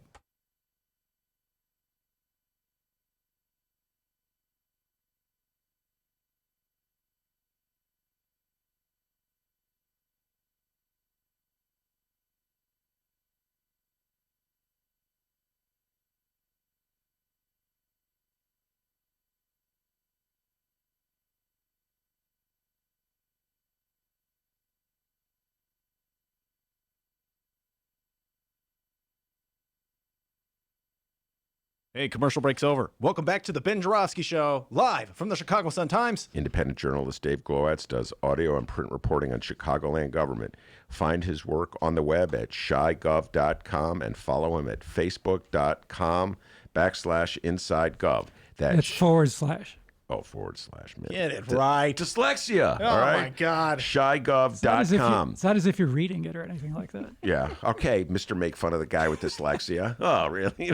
Really caring guy he is. No one's safe on the Ben Joravsky Show.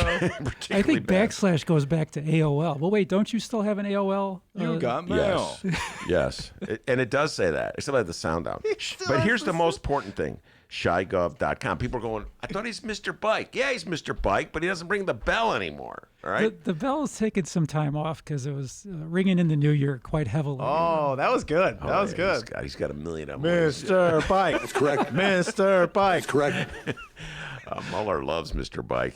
All right. So before we Feelings bring mutual. Dave's got all these clips from the city council meeting went down Wednesday. We're going to analyze them, break it apart. But before we do that, D, you got an update for me? Less of an update, more of a question to everyone listening on the YouTube live stream chat. Before we get out of here, we're going to be reading your comments. A particular American governor has a birthday on Sunday. I'm not a perfect person. J.B. Pritzker. His birthday is on Sunday, and we have just been racking our brains. Mr. Bike, hopefully you can help us out here. The question we're trying to ask here, especially on the YouTube live stream chat, what do you get a guy who has everything for his birthday? You take stuff away. Oh, wow. I hadn't thought of that. Wow. That's like the opposite of a birthday, though. Well, some people like they don't like to accumulate stuff, so they like the idea of giving gifts on their birthday or at Christmas instead of receiving gifts. Wow, man, I hadn't thought of that. That's why he's Mr. Bike and you're not. Yeah, that's why we're not rich either. All right. Yeah. It's a very present idea. Yeah. What do you get J.B. Pritzker for his birthday? Weigh in on the YouTube live stream chat. We'll be reading your comments before we get out of here. And also, check out the Benny J bonus interviews this weekend. We got quite a few of them. 3, in fact. Who do we got on line? Ben, kind of... Well, let me see. David Ferris, right? David Ferris is, if I must say so myself, a great interview. David Ferris, of course, political science professor at Roosevelt University. Time to fight dirty. Boy, do we take apart the CNN worldview as displayed in the questions they asked. We talk about impeachment. We talk about the Democratic strategies. Bernie and Elizabeth Warren. David Ferris really knows his politics. Donna Brzezinski, she's running for Congresswoman in the 16th Congressional. Going against Kinzinger, right? Yes, sir. Very. You're going down, Kinzinger! Danny's got a lot of interesting things to say. I think that'll be on Sunday. That'll be a Sunday one, yes. I'm looking for some kind of like nodding I or know, whatever. I know. This is letting me hang there. No one's safe on the Ben Joravsky Show. She's good. A promising voice for the Democratic Party from LaSalle County. And then I haven't done this interview yet, but later today, after the show, we'll do a bonus interview. Mary Wisniewski and Charlie Johnson from the Chicago Tribune talking about the changes the Tribune's facing, the challenges, reporters there.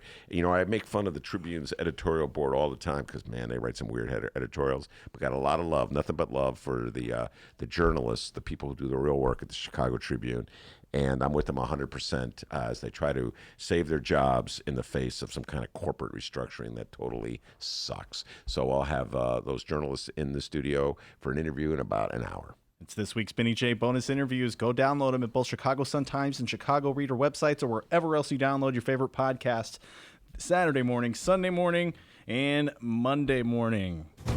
Oh, my. All right, back to you. Whoa, man, that's some trippy stuff, dude. I meant to do the Robert Mueller, but go ahead. Oh, yeah, I love the Robert Mueller. Anyway, Dave Glowacz, as I said, independent journalist Dave Glowacz does audio and print reporting on Chicagoland government. Find him at shygov.com. He's the man, he's the myth, he's the legend. And you have a whole bunch of bits from this Wednesday's city council meeting. Is that correct? Where a lot of important city business got done. Mm-hmm. It was...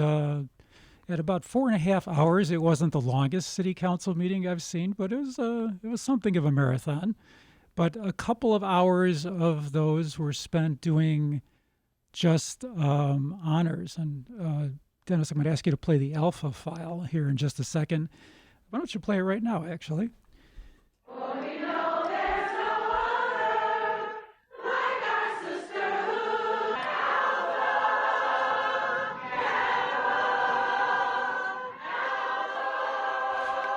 hearing members of the Alpha Kappa Alpha sorority, which was honored for 112 years of existence. And a couple or several city council members are members. This is a female African-American sorority, and the city council spent 20 minutes honoring them and the little concert that went on. Who was there. singing? Dozens of their members were in the audience. Oh, and they sang that. They were being led by Alderwoman Sophia King, who was a member. And from what ward is she for 10 trivia points? I don't know.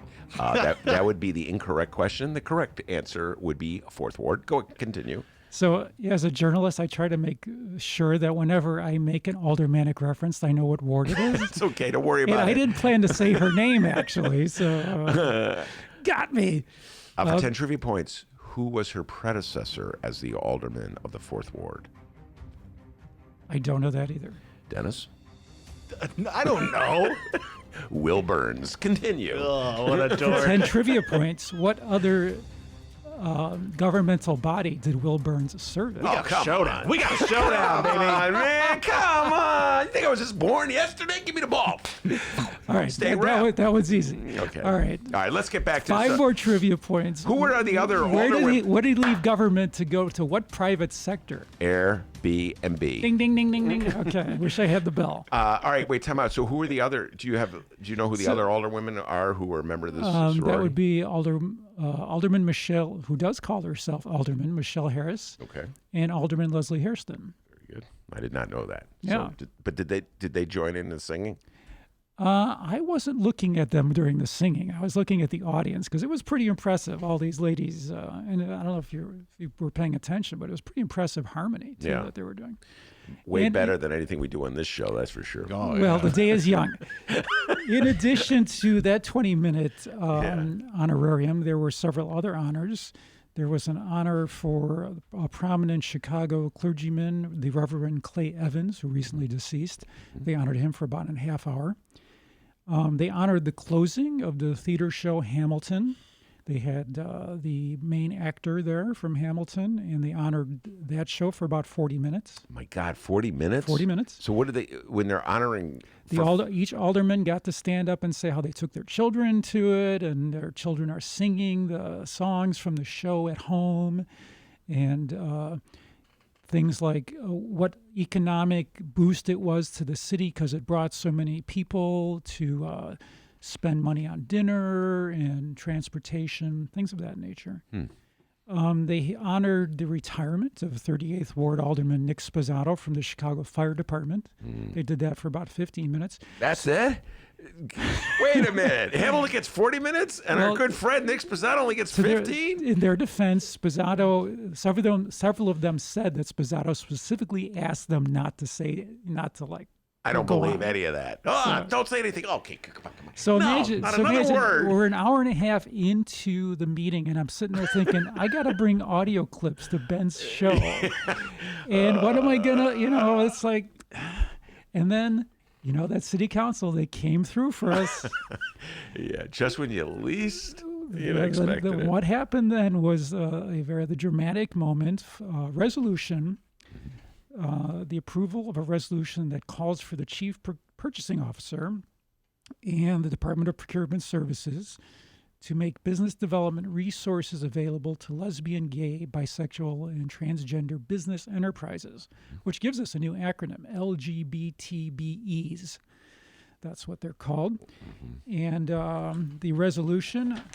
I have a copy of it right here. If you're keeping score at home, it's SR 2019-685. Okay. Sponsored by the Mayor Lori Lightfoot, and Alderman Andre Vasquez of the 40th Ward.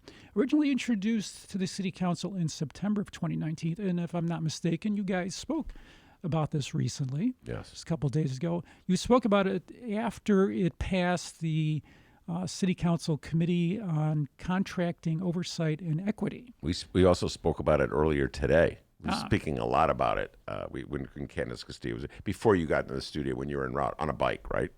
I was on a bike. Okay, yeah. So go ahead, and continue. A tailwind. I'm thankful for that too.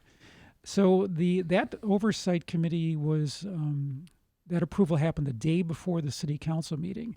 So immediately the following day, the Sun-Times, My beloved bright one. put it on the front page, City Hall contract drama. Apparently some of the aldermen in the city council meeting on Wednesday had not yet seen it, and not had seen that their photos were plastered all over the I Sun-Times. love it when you do that.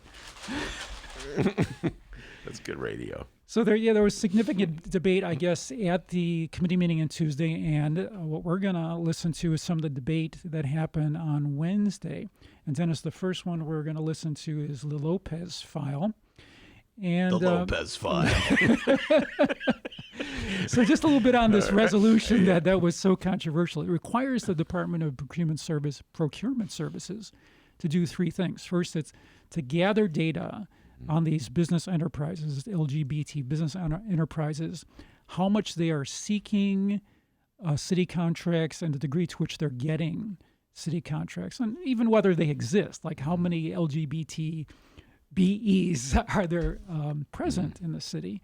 Secondly, it asks the department to establish relationships with what they call assistance agencies. So whoever provides assistance, like there's an LGBT Chamber of Commerce. So it asks the department to reach out to them and find out what services are available to these business enterprises on behalf of those enterprises.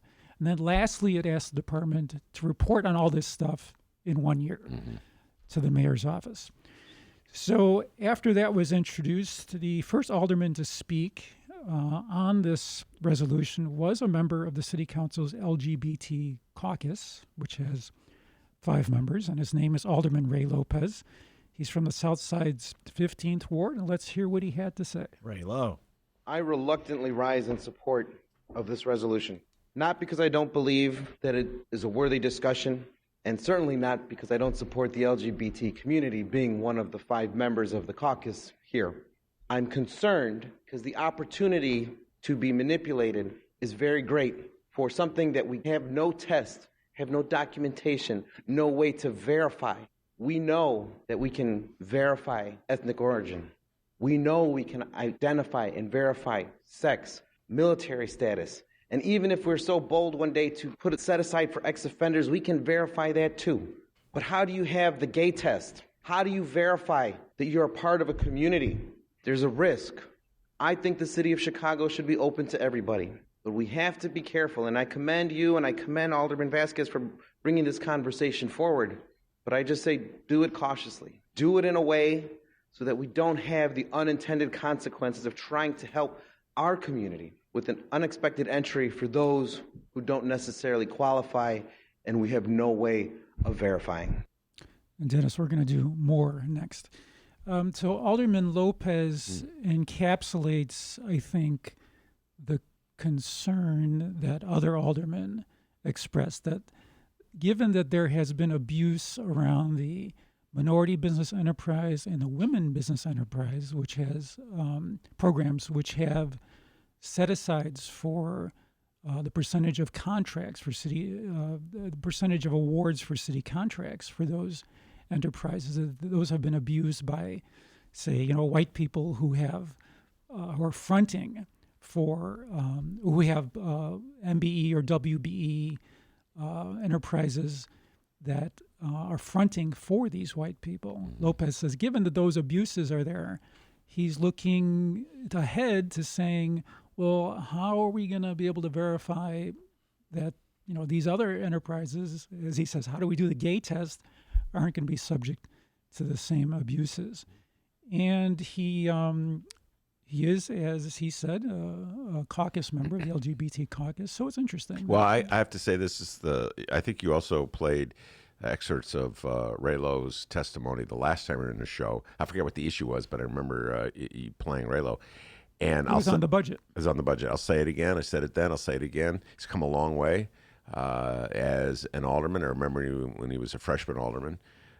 And what he's saying is absolutely true. And he did it in a very respectful way, I thought, and pointed out the obvious that he didn't say it directly in the excerpt you played, but in the city of Chicago, the impulse seems to be if you can steal a little something, you're going to steal a little something. And we were just talking about this earlier in the show, Dave, when you were still on your bike ride coming out here.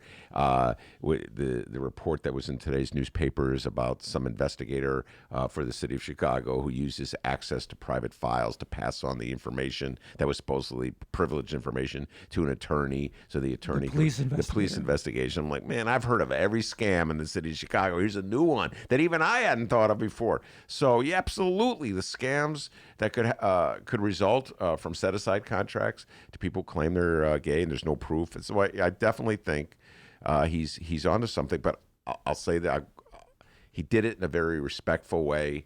And saying that he was going to support the resolution. So give Raylo credit there. So next we're going to listen to Alderman David Moore of the 17th Ward on the South Side. Let's hear what he had to say. As we sat in committee the other day, that question for me just kept coming up, and I wasn't getting the answer because that better means that something is wrong. And maybe I don't know what that something is wrong is, and that's why I've been asking. Yesterday, I did not get that answer. As I reached out and as I'm looking and I'm seeing that even members of the Gay Caucus did not sign off on this and wasn't co-sponsors on it, it made me just question even more. It's a big issue right now that we should be fighting, this gay homelessness, because that's what I'm hearing. A lot of our kids are on the streets and being kicked out of the house because they're gay. That frustrates me. And those are the things I want to fight for. What I'm hearing is a problem. So I was frustrated somewhat yesterday that a guy from Washington is doing all the talking and no one from Chicago was saying anything. No one from the community was saying, we got a problem here. I felt insulted because I felt like they had one young black man up there to appease the black people to say, hey, this is okay. And he barely said anything. I was offended by that. As I brought up to the man from Washington, as he's talking about this is in LA, California, I said, okay. He said, well, we increase LGBT numbers high. I said, how many of that was African American? He couldn't give me answers. I'm going to ask for that breakdown. And if I'm not seeing that increase, then that concerns me. Until I can get some more answers, I cannot support this resolution today, and I would ask that we have a roll call on this. Dennis, we're going to do Haddon next. So let's unpack a couple things here. Alderman Moore speaks of this expert from Washington, and apparently in the Tuesday committee meeting, the expert that they had was from an organization called the LGBT Chamber of Commerce, which is headquartered in Washington, D.C., and this expert was talking about how they have been an assistance agency for other municipalities that have tried to work to help assist LGBT business enterprises. So Alderman Moore was wondering why there weren't some more local experts talking about the problems of LGBT businesses. The question that he had was, to what degree have these efforts assisted LGBT business enterprises? And he said that he didn't get an answer. A question that I have that I'm not aware was asked is, what is this going to cost, this resolution? Because if you look at the resolution, it asks for not just a study of what are the challenges facing these business enterprises, but it asks the Department of Procurement Services to actually go out and create a clearinghouse of information of technical assistance for LGBT business enterprises. It asks to establish relationships with these so-called assistance agencies. In other words, it's asking them to do some work. And I don't know, is that in the city's budget to have done that work? Are they going to go and do a contract to some agency to have them go and do it? Those are questions I didn't hear. And so it's a question that remains in my mind. Yeah, well, it's you always want to know the cost of something going out. I would say this falls into the category, within reason, of a cost worth undertaking. But the point that I was by the way, I did reach out to the Department of Procurement Services to ask that question. I didn't get an answer. They didn't get back. Oh, they didn't get back to you. All right. Wait, hold on. Ring, ring. Oh, there they are right now.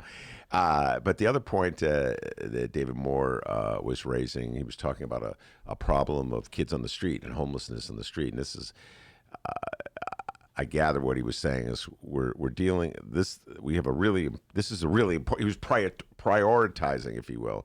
And we're not dealing with this very important problem. We're dealing with a secondary problem. So that was the issue. But the thing he said, he's going to call for a vote. So he's going to make everybody put it. But they were just going to approve it on a voice vote until he did that. Oh, this interesting technicality with the city council is that they have the option of not doing. They actually don't do a roll call vote on most issues. Is they'll do often a roll call vote for something at the beginning, and then what they did in this meeting and have done in a lot of meetings is say, I just want the approval of this to be tacked on to the approval of the thing we approved earlier. But he said, I don't want that on this one. I want a roll call vote. So he wants. Obviously, he wanted to be able to say he voted no because he was the only no vote. It was 47-1, as I recall. It was, and he was the no vote. So he wanted the roll call vote so he could say I voted no. David Moore, 17th Ward. What else you got? So these two were sort of immediately rebutted next by the 49th Ward's Maria Haddon from the North Side. And let's listen to what she had to say. By the way, Mr. What do you think about your title, City Council Correspondent? You're their new. You like that? You're the Triple C. Can I get a badge? Yes. We'll work on it. We're working on that. The T-shirt's coming. So Alderman Haddon. It's difficult to figure out whether to react with humor or with anger to this discussion. I hear lots of words like verification, test, people demanding proof, and that makes me feel all kinds of negative ways about pretty much every argument for every minority and marginalized group that we have ever dealt with in this country, and listening to every dominant group try and find ways to exclude them and be afraid about what you're going to lose. Yesterday, we'll see on the front page of the paper, two respected members of this body featured because they're making light of LGBT issues. Just because you don't understand something, just because it's not your personal experience, does not mean that it is appropriate for you to make light of it. If you have questions, you should get answers. We need to do better. We need to do better, guys. This is a study. We don't know problems until we're told problems. And if someone's coming up with a resolution, it means that we've had groups that say discrimination is an issue. I don't think we need a study to tell us whether this is an issue. We are going to do a study to figure out whether the city of Chicago is going to and should extend business services, and to think about this. As someone who is part of a racial minority group, I absolutely share some of the same concerns of making sure that we've got a good policy and a program that doesn't do damage to the types of programs that we already have for our women and minority-owned businesses. Yeah, we got to do better, you guys. Being afraid and not understanding something is never an excuse to outright dismiss it. Dennis, we're going to do Tunney next. Ms. Haddon draws out an important distinction, I think. She says that this is a study. And that's true. According to the resolution, it doesn't ask to create contracting set-asides for LGBT business enterprises, as the city currently has for minority and women business enterprises. So given that it's not going down that road, evidently, the question that I have to ask myself is this idea of verification a concern about verification, what Alderman Lopez called the gay test? Is that even a valid question if these qualified if any business enterprise that qualifies as LGBT, if they're only getting technical assistance, do we care about, how rigorous does this verification have to be? Yeah. Well, I'll put it to you this way, and this gets at the heart of the legitimate part of the discussion as opposed to the theatrics and the bad attempts at humor. For years and years and years, the city of Chicago have been wrestling with the issue of trying to use its resources to help poor black people in neighborhoods that get locked out. And this goes back to the 60s. I was saying this yesterday or the day before, and I've been saying it over and over, and I understand the concern that David Moore or Walter Burnett or Jason Irvin have. Here comes another program. Are black people going to get locked out again? And I totally understand and respect that. I think they did a disservice to the issue they were raising when they made references to the Adam Sandler comedy, the name of which I can't remember. But aside from their clumsy attempts at being wise guys. That was Alderman Burnett. Alderman Burnett, yes. Leave the comedy to the professionals. By the way, there's a Walter Burnett cut right there. Catch him at Zany's this weekend. The Walter Burnett cut, which was presented to us by Carlos Ramirez Rosa. The film is, according to the Sun-Times, it says, "I now pronounce you Chuck and Larry." Yeah, no, that was the name of the movie. It was a really stupid joke. Anyway, but it's a legitimate concern. That's all I'm saying. Well, You have a clip you're going to play? Yes, representing sort of the broader city reaction, is one way to look at it, is Alderman Tom Tunney of the 44th Ward on the north side. And let's hear what he had to say. I rise to support the resolution. I was not at the hearing, but as the dean of the LGBT caucus, this is not a new issue to the city council. I brought this up, if I'm not mistaken, my first term, I mean 2003 to 5, somewhere in that range. I got more pushback from my own community than I did from the broader community at the time. And I'll tell you why, because I'm a privileged white guy. I got pushback from the women's community and the Hispanic and African American community about divvying up a pot among privileged white guys. I withheld that ordinance, I believe, at the request of the LGBT community at that time. So I am in support and actually would ask David Moore if he would not do a roll call vote. We don't need to put ourselves in a situation where we're more divisive about grants and contracts and such. I looked at the resolution and it said many LGBT business people are owners. No, they're not. They're just the same amount as everybody else. So I think that this is a first step. Let's take a look at it. Let's look at the recommendations. Maybe they'll say that things aren't that much different and that we need to make sure that we have opportunities to level the playing field for women and other minority-owned businesses. And folks, we're not there yet. As you all know, that's my 2 cents worth. Dennis, we're going to do Lightfoot next. So it seems that Alderman Tunney is striking a sort of a conciliatory note. He is not anxious to have aldermen go on the record for how they want to vote on this, because I think he suspects that will just sort of throw gasoline on the fire. And this was echoed by a couple other aldermen who rose to say, why can't we all just get along? And that was Alderman Irvin went on at length about that, as did Alderman Dowell. So I think that's all I'm going to play for the aldermen who had things to say. I think the rest sort of reiterated what we've heard so far. Comments? I mean, they have Alderman Lightfoot, Mayor Lightfoot. Let's hear. So it was Mayor Lightfoot rose, and I don't think anyone was expecting it. And it was. She spoke for several minutes, and at the beginning, I'll just point out that it sounds like she's reading.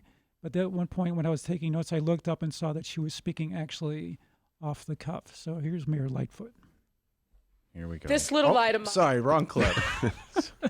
I don't normally speak during city council debates, and I won't use this privilege often. But I feel compelled to speak to this issue. When I was a child, I grew up at a time when racial discrimination was very much on the table.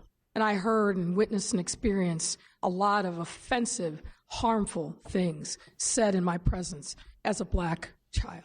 As a child, I didn't have the words, the voice, or the strength to speak up. And I bear the shame of my silence to this day. When I was coming out in my 20s, similarly, I was worried about how I would be perceived. And I let people say terrible things about gays and lesbians in my presence. And I was silent. I will be silent no more on any issue when people say and do things that are offensive and racist. I feel like I have an obligation to speak. It's not the questions that are the problem. It is the content of the questions and the offensive nature of the tone and the questions and the concerns, in quotes, that were expressed. And as a leader, as a black gay woman, proud on all fronts, I have to say I'm disturbed by the nature of the committee discussion and the nature of the discussion here today. We need not ask anyone's indulgence, patience, or forgiveness or acceptance to be who we are and who we love. And that will never happen as long as I am in this body.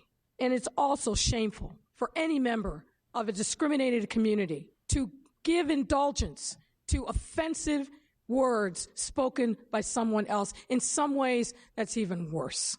My friends, the pie is big enough to slice it in lots of other ways. What we are asking for is data, a study to determine where we are.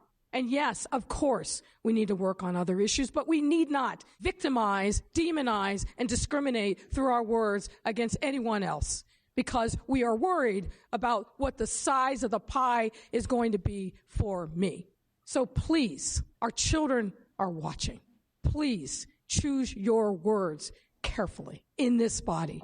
We are leaders. People look to us. They will take our words seriously, as they should. Of course, ask questions. That's what a deliberative body does. But do it in a way that doesn't demonize or victimize anyone else. So the applause went on for much longer than I have recorded here, and it's interesting. It was interesting for me to note that the applause started in the gallery. The audience got on its feet immediately, and after about 5 or 7 seconds, the alderman looked around and said, maybe we should get up and the alderman. Oh, it's a little slow. It may be a good idea. So Mayor Lightfoot put a sort of edge on it that wasn't there up until that point, and I heard you talking about it the other day. It's like, well, you know, she was very adamant, and she clearly felt a certain way. And one wonders, was she finding fault where there was necessarily fault to be found? She accused aldermen of doing a couple things. One is to sort of being insinuating, like the aldermen were insinuating, they were hiding their offensiveness by in some technical terms. She said, you know, she talked about the content of their questions. As she says, asking questions isn't bad. It's what was in your questions, which I didn't like. And she said that there were, not her words, mine, apologists among the ranks for the gay. What I am inferring she meant that there were gay aldermen who were saying, oh, it's okay to ask those questions, and she found that offensive too. So there's a couple things to unpack there, and it was I think many people were surprised by those comments. Well, I got to say this. Her line about we'll be silent no more, or how she's not going to be silent anymore, right, was very powerful. And I appreciate her saying that and standing up to that. And I feel she was absolutely right on to call the aldermen out for the silliness of the arguments that they were raising and how they were trivializing issues, very important issues, with the reference to the Adam Sandler comedy, which I always forget the name of because it's not my favorite Adam Sandler comedy. Here I was defending Adam Sandler a little while ago, and he's getting trashed here. Sorry, Sandman. That said, I talked about this the other day. This is a sensitive issue to me, the notion of a pie in the city of Chicago and getting divvied up. I've been writing about city politics for a long, long time, Dave, and you've been talking to me. We've been talking about city politics for a long time, and that is the essential metaphor that I've been troubled by, not the metaphor itself, but the way the pie gets divided. And it's been unfairly divided for many years. And we got off at the start with Lori Lightfoot's administration, with it continually being unfairly divided. And I'm listening to all these aldermen talk about this resolution, and I'm like, this is interesting. All these aldermen are defending this resolution, voted for the old handout that we gave, $1.3 billion, which is real money. Legitimate amounts of money just got thrown out. You talk about the pie getting divided. You know, I didn't hear any great debate about the pie getting divided when they were divvying up a huge chunk of it to the north side of the city of Chicago. So, well, I wonder whether their constituents were as aware of that as they are aware of this.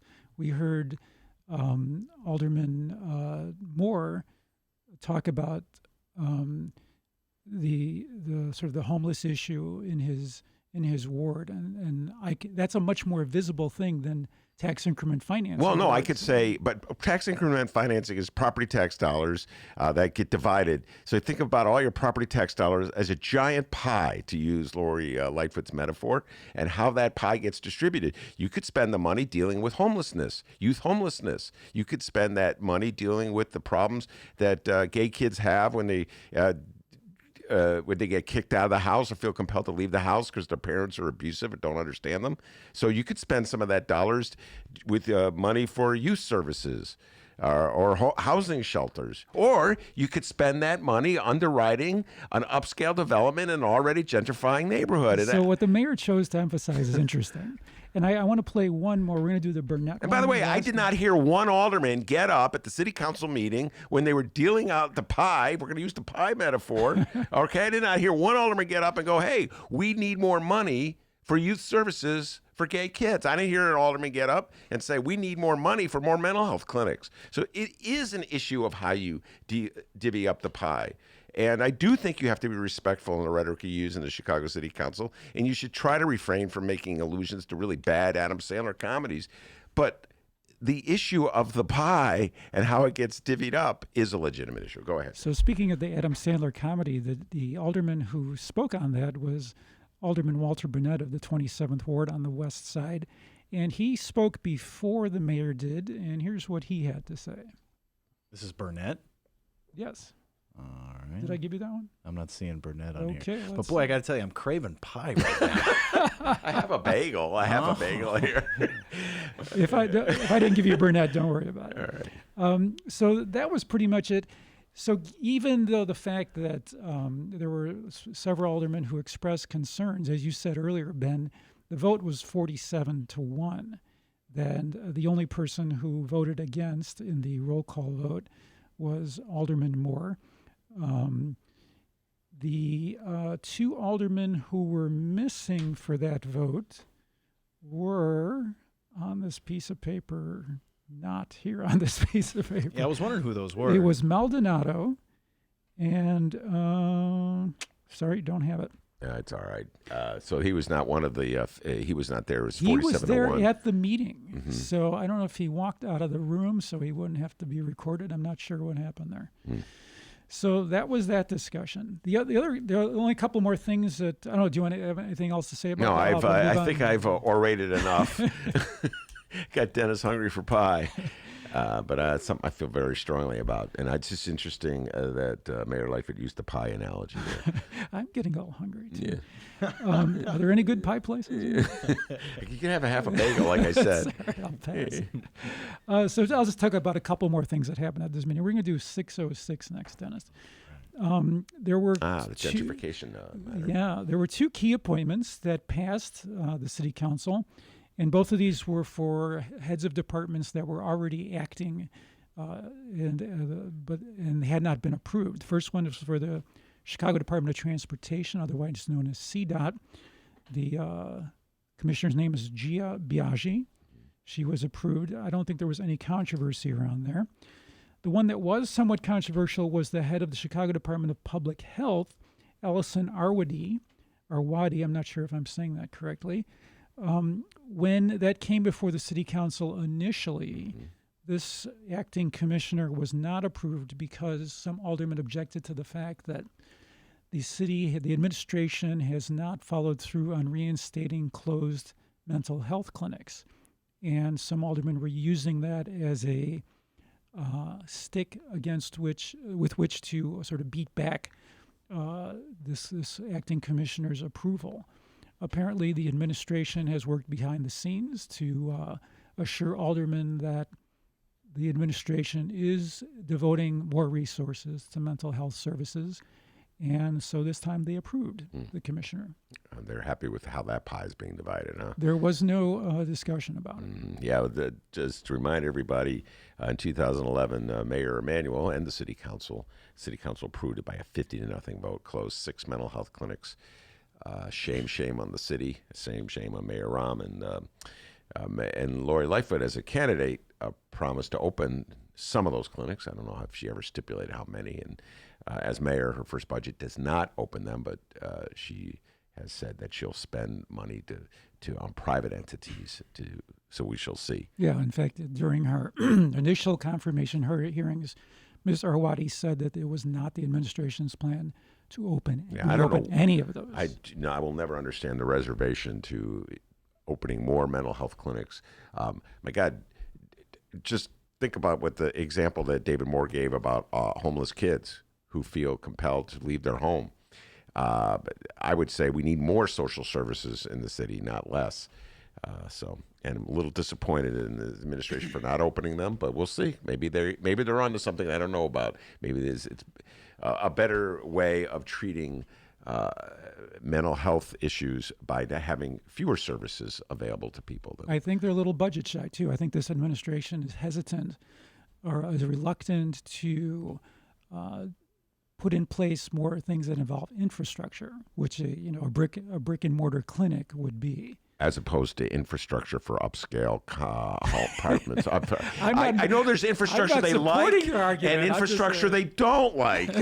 Infrastructure good for upscale housing. I love it. I'm not advocating for the argument. I mean, infrastructure is infrastructure. You could pay doing anything. You could build a clinic. You could build an upscale condominium. Hey, how about mental health clinics at the 78 and Lincoln Yards?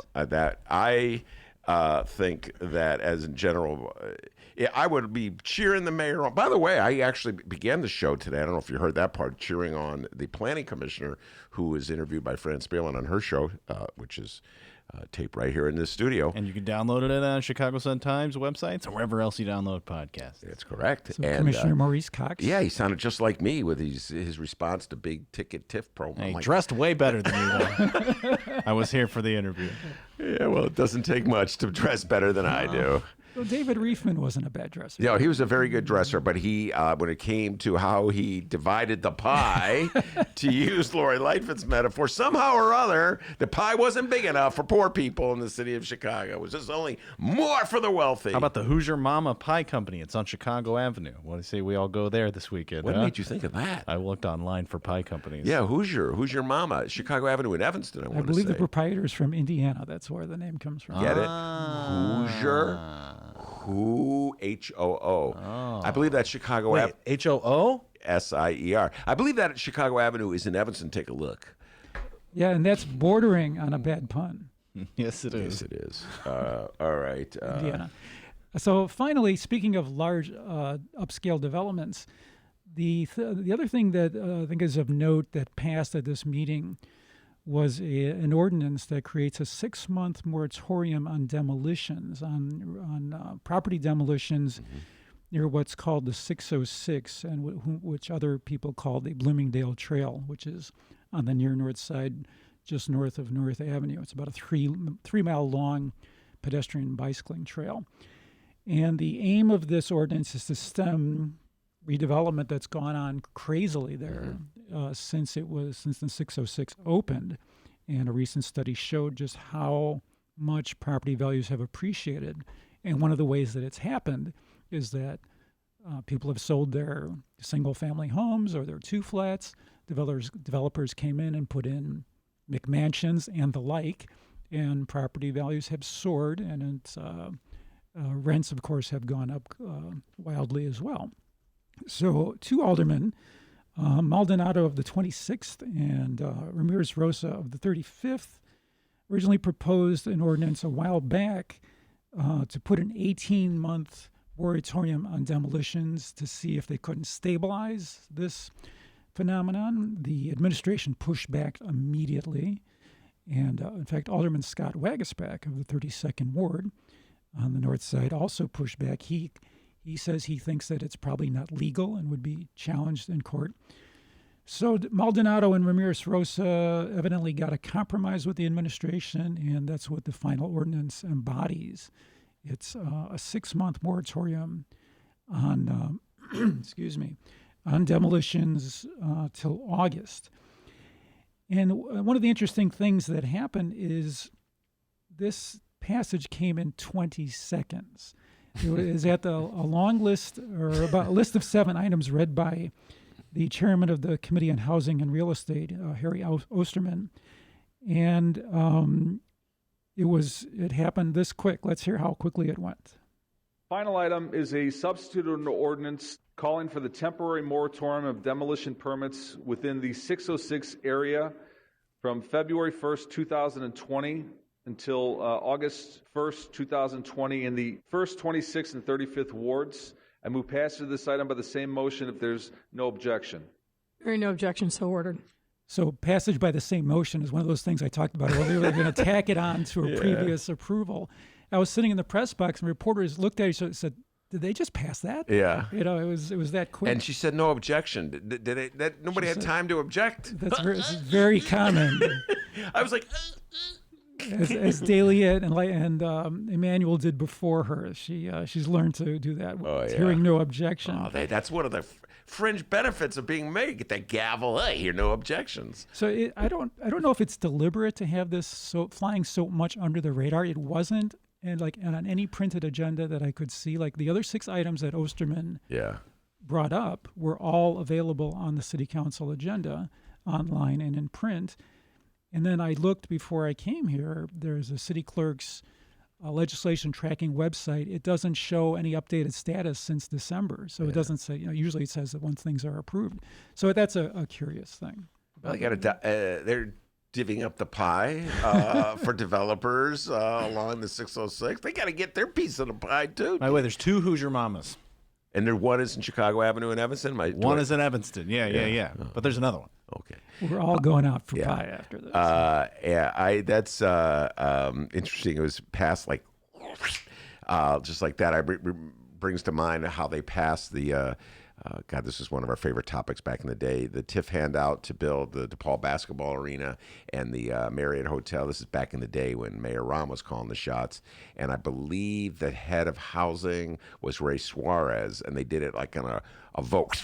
Nobody knew what had happened, what went down.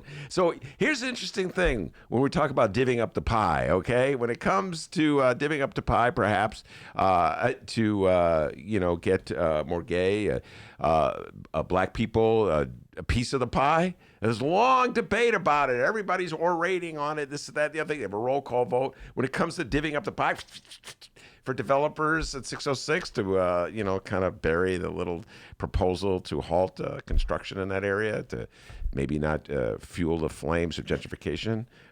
Right out the window, no debate, no round. It's funny who gets the pie divvied up. I'm curious as to what things are going on in the background with Alderman Ramirez-Rosa and Alderman Maldonado working with the Department of Planning and Development to figure out what are we trying to learn in this 6-month moratorium. When August comes, what are the criteria for determining what to do next? That's what's not clear at all to me.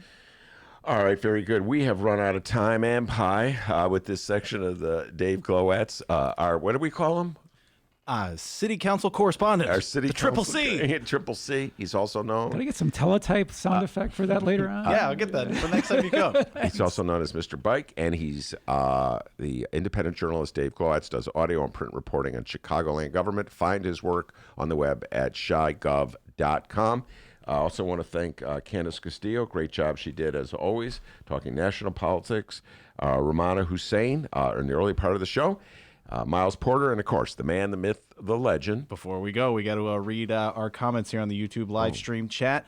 We're trying to figure this out because it's his birthday on Sunday. What do you get Illinois Governor J.B. Pritzker when he already has everything? Big thank you to everybody who weighed in on the YouTube live stream chat. We'll read a few of your comments. Once again, the question, what the hell do you get a billionaire for his birthday? Mr. Bike said, you take away things. Yeah, or get him his own house speaker. Oh, there we go. I like that. All right, so we got Steven. Steven weighed in. He said, well, you can get him a copy of propaganda about the evil of wealth concentration. Wonder who he's voting for in the 2020 primary, huh? Bernie? Yeah, it's a Bernie guy. Yeah, feeling too. Bruce. What's up, Bruce? Bruce says for J.B. Pritzker's birthday, well, of course, you get him a talking horse. Oh, yeah. That's good. That's very good. Car. We're sending him a car. No, because we're getting KMA Barry the car. His comment made him today's live chat champion. Congratulations, KMA Barry. What to get J.B. Pritzker for his birthday on Sunday? KMA Barry said, well, JB needs a new puppy because, of course... And for the record, I love puppies. Congratulations, KMA Barry. You're KMA. today's live chat champion. Blue Mustang is in the mail, not. It's in there. Yeah, it's fly. Did you just deliver it? Yeah. Oh, it's in there. the mail. Yeah. All right, very good. As I was saying, the pride and joy of Alton, Illinois, and as Mr. Bike will tell you, back home in Alton, they call him White Lightning. Give yourself a raise, take it out of petty cash. Have a great weekend, everybody. Hey, and remember, you can download previous Ben Joravsky shows and Benny J bonus interviews, like this weekend's Benny J bonus interviews, at both Chicago Sun-Times and Chicago Reader websites, and wherever else you download your favorite podcast. Downloaders, we live stream this program. It's true. We encourage you to check it out sometime. Tuesdays through Fridays, 1 until 3 p.m. Central Time at both Chicago Sun-Times and Chicago Reader websites and the Chicago Sun-Times YouTube channel. Watch us live. Get a good load of those radio faces we got. And join in on the YouTube live stream chat. That thing I just did, JB Pritzker's birthday, you can join in on something like that if you check out the YouTube live stream chat. Hang out with like-minded people and a few conservative trolls. It's a good time. We'll see everybody on Tuesday. That's correct.